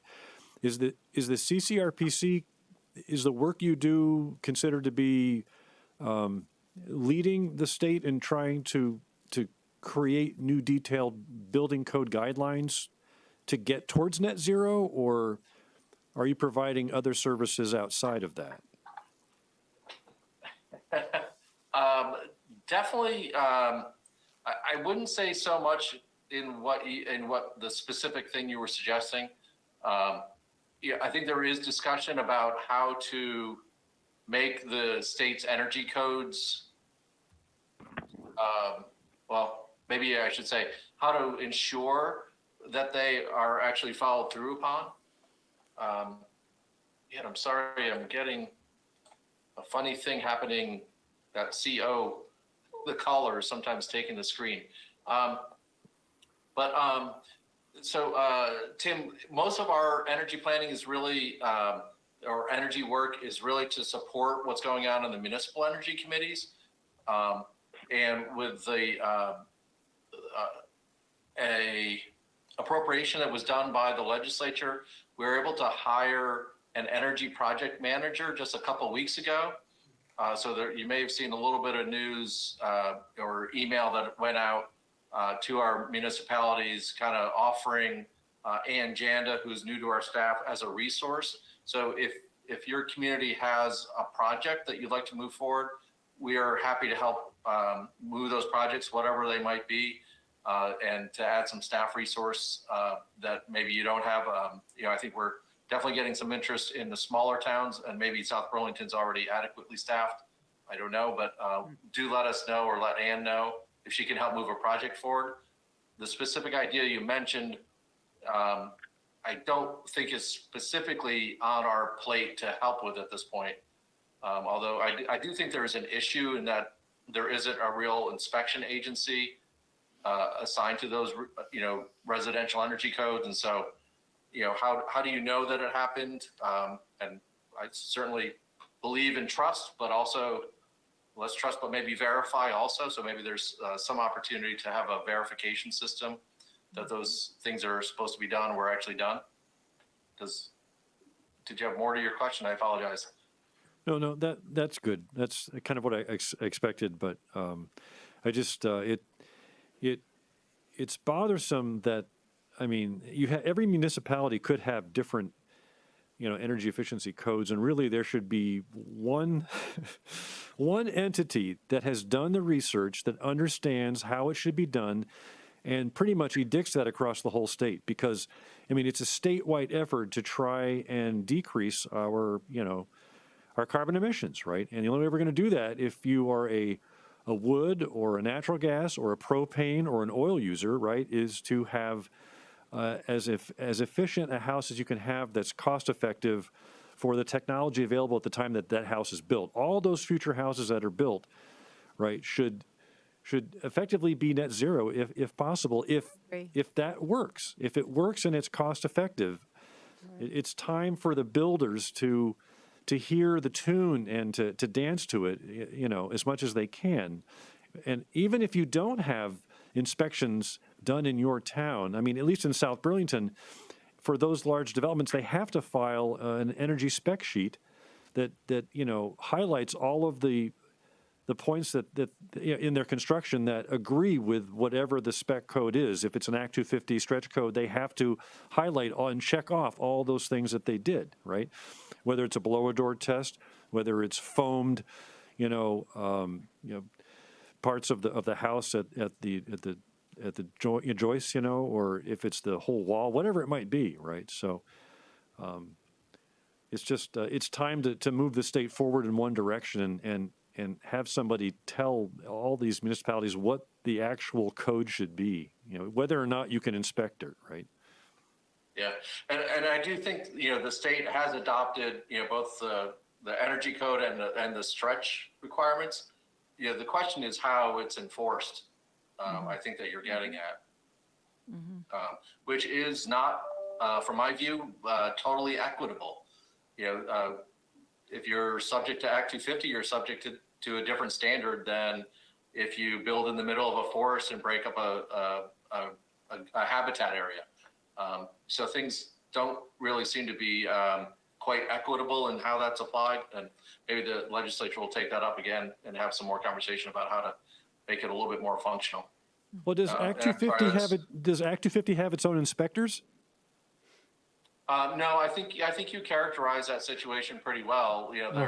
They're documenting what they're going to do during part of that permitting process.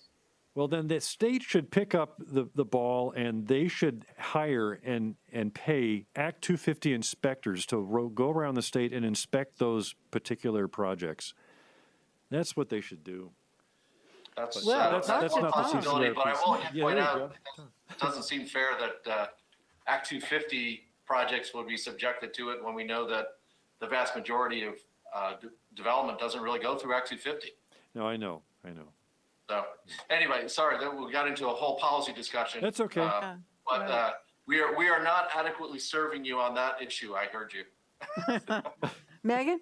Yeah, well, I just second his comments with regard to the new structures need to be net zero, and if it comes from our planning commission or it comes across our desk, we should make sure that's the case.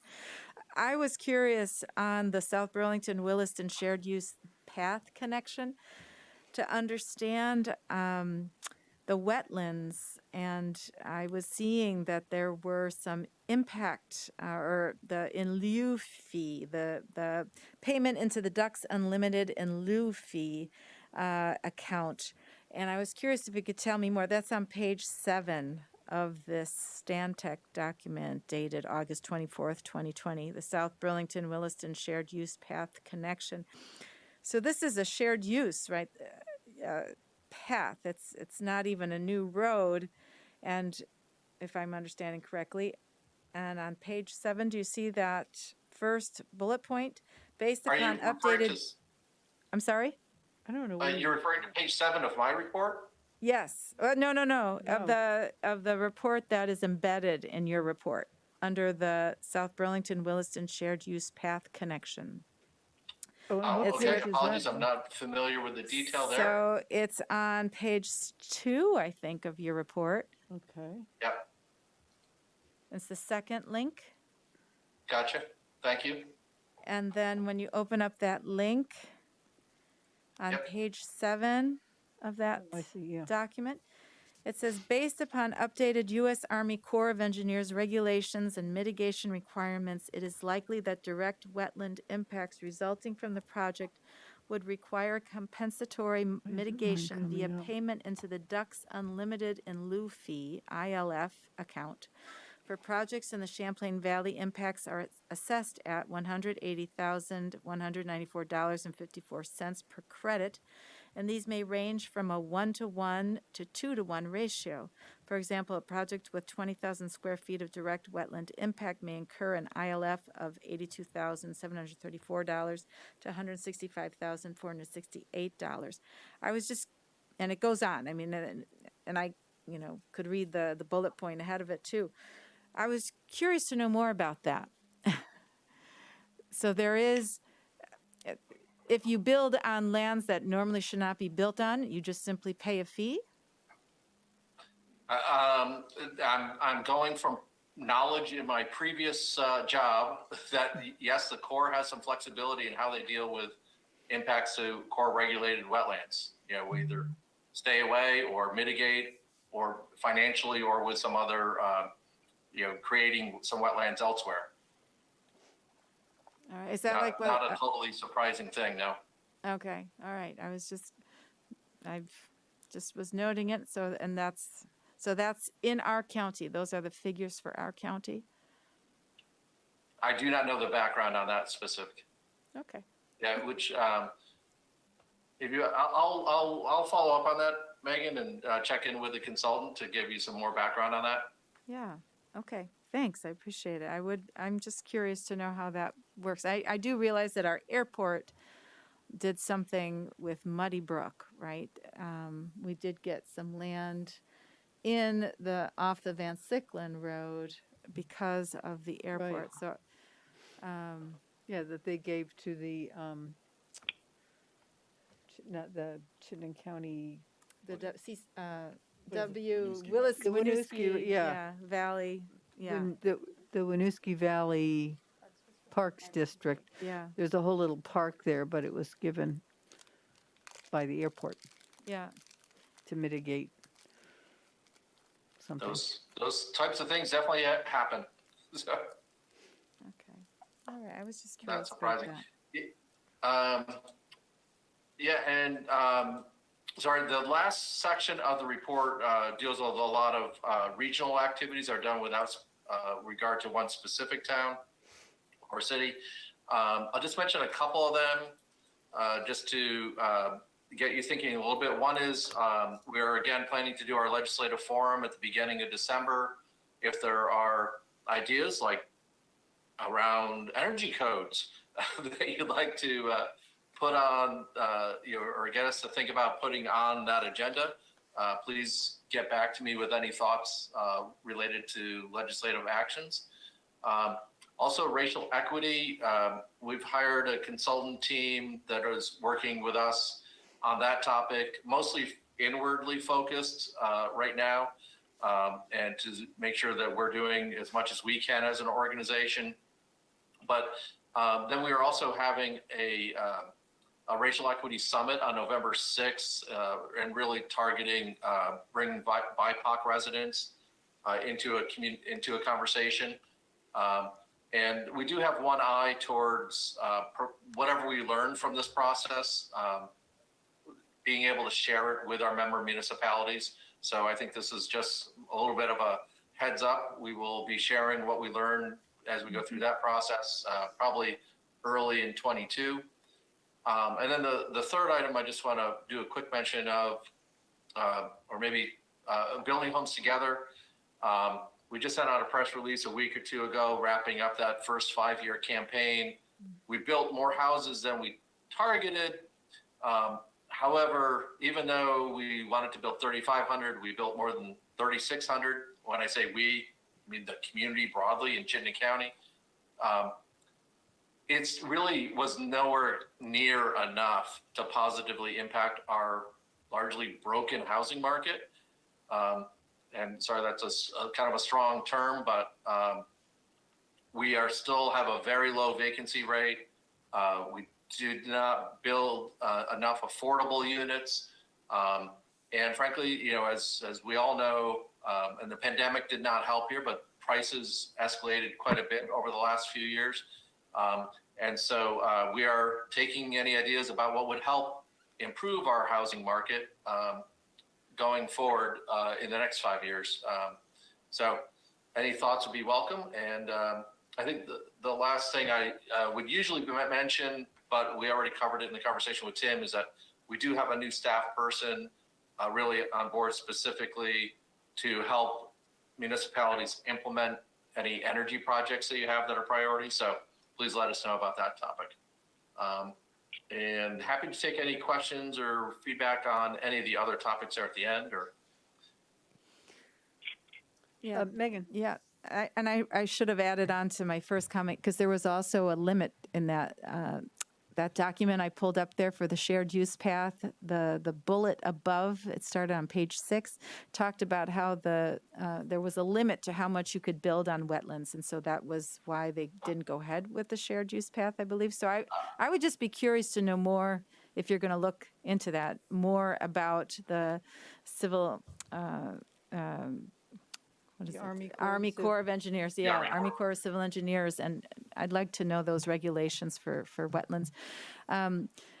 With regard to the affordable housing, I think that it would be smart to look at entities that actually develop affordable housing. So, you know, look at Habitat for Humanity. Look at how the state can, you know, empower municipalities to perhaps, you know, purchase land through the use of these funds that they've distributed to other agencies, and therefore the land could be gifted to an entity like Habitat for Humanity in order to develop. I think that is going to be key to solving the affordable housing. The reason why housing is not expensive in the Midwest is because people have moved out. They have moved to other employment centers. And so far, people are not moving out of here. And so we need to look at some other way to make sure that we have affordable housing. And so that's what I would say in terms of feedback, is we have to specifically rely on developers who specifically develop affordable housing, period. And I think that will get to the issue. I will note that in my experience working in a number of states, Vermont probably has the most robust affordable housing system, development system in the country. Mm-hmm. And Champlain Housing Trust is definitely a partner in this program. And they are the largest affordable housing developer. So points taken. Thank you. Appreciate that. Mm-hmm. Are there any? But I think what's good about the Habitat for Humanity is that there's actual home ownership. I think that's really important. CHT does that as well, right? Does that as well. Okay, very good. Yeah, they're doing it in Winooski, right? Yeah. Okay, good. Well, Kirby Cottages were that model in South Burlington. But that wasn't CHT, right? That was that a was. CHT project? I think so. I thought they came in afterward when we were trying to save the Kirby Cottages, but perhaps I'm mistaken. Yeah. Okay, are there any other, Matt, I can't see you to see if you have any questions, but if you do. I'm good. Okay. I'm good, thank you. Who did? Oh, Roseanne had a question for Charlie? Well, I do know about the Kirby Cottages because I was on, that was built, boy, and I can't think of the developer's name. It Bob was Payson. not, what was it? Bob Payson. No. He built them. Well, anyway, as far as I know, that was not I mean, they were the last affordable housing units built here. Freestanding, but it was like Naquette or something. Does that ring any bell with anybody? But okay. Bill Naquette. Immaterial. But I do have another question that sort of piggyback on what Megan said, that maybe the CCRPC looks into regarding affordable housing, and that is, what about the renovation of existing buildings? In other places, even I work for Habitat in another state, and they took derelict buildings and rehabbed them. Right. I mean, we have empty buildings rather than, buying land. Is that a possibility for the CCRPC to look into? Yeah, I don't want a dialogue. I'm just sort of throwing it out there. Yeah. Yes. Okay, good. Great. Well, and I think that's something we can task our Affordable Housing Committee to think about as well. Not just building new on farmland, but revitalizing parts of our city. It's much more complex and harder because somebody owns it and you have to convince them to sell it. But Yeah, and I don't know if those If you incentives look are around the county, local. you see a large number of redevelopment projects that have happened. Yeah. Some of them are reusing the building, but other times it's, tear it down and rebuild something on an existing site. And what are the incentives, Charlie, to get that going? Are there incentives used in order to encourage that type of redevelopment? I think the state does have some incentives in the permitting system. So if you're in a designated center, you can avoid Act 250, assuming you aren't already part of Act 250. So I think there's some opportunity to make that cleaner. And certainly there's conversation about right now we only have, I think there's 8 neighborhood development areas, so which the city has one around the whole state. So some of those state designations in smart growth locations could probably be improved to help encourage housing in those locations. From my view, there is definitely more that can be done on the permitting system to encourage what we say we want. If I can just jump in there with the Winooski experience, Winooski's seeing a ton of redevelopment in already developed areas, and that's what I know anecdotally from 4 years there is. That's all local permitting. You could get with a Winooski form-based code. If you built to the community's vision, you could be permitted in 45 days, and it's just. So that's a local solution, A a local local solution, incentive. yep. Okay. With the designation exemption, already in place. Tom? I'd love an update on this. Makes me think of the University Mall and what's happening with the. I know that it's been in question what they might be doing in the grand visioning of it, and that there's still a transition. But I hope that Jesse, you're staying abreast of what's going on there, and that at some time over the next year we can hear more about Xfinity what moved the out. mall I might was be looking doing, for him.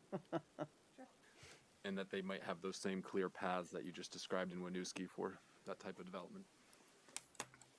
Okay. Well, thank you very much. This was a very loaded document. I mean, it was a lot loaded with information. Yep. So thank you thank very you. much. We enjoy working with you and your staff. Thank you. Good enough.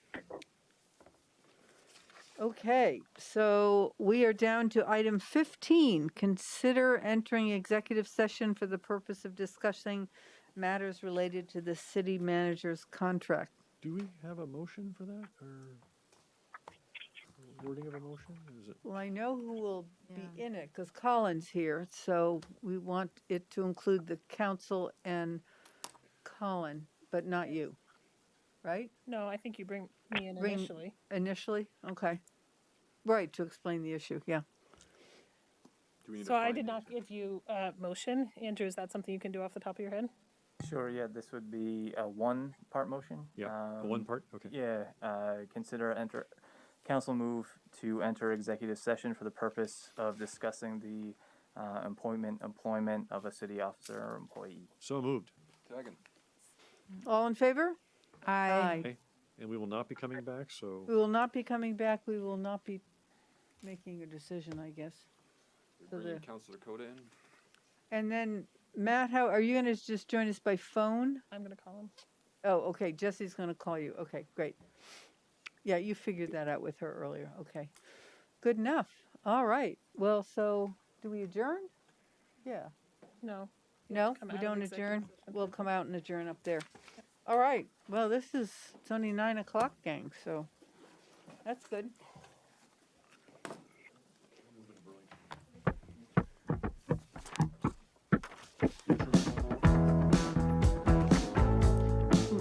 Monday night at the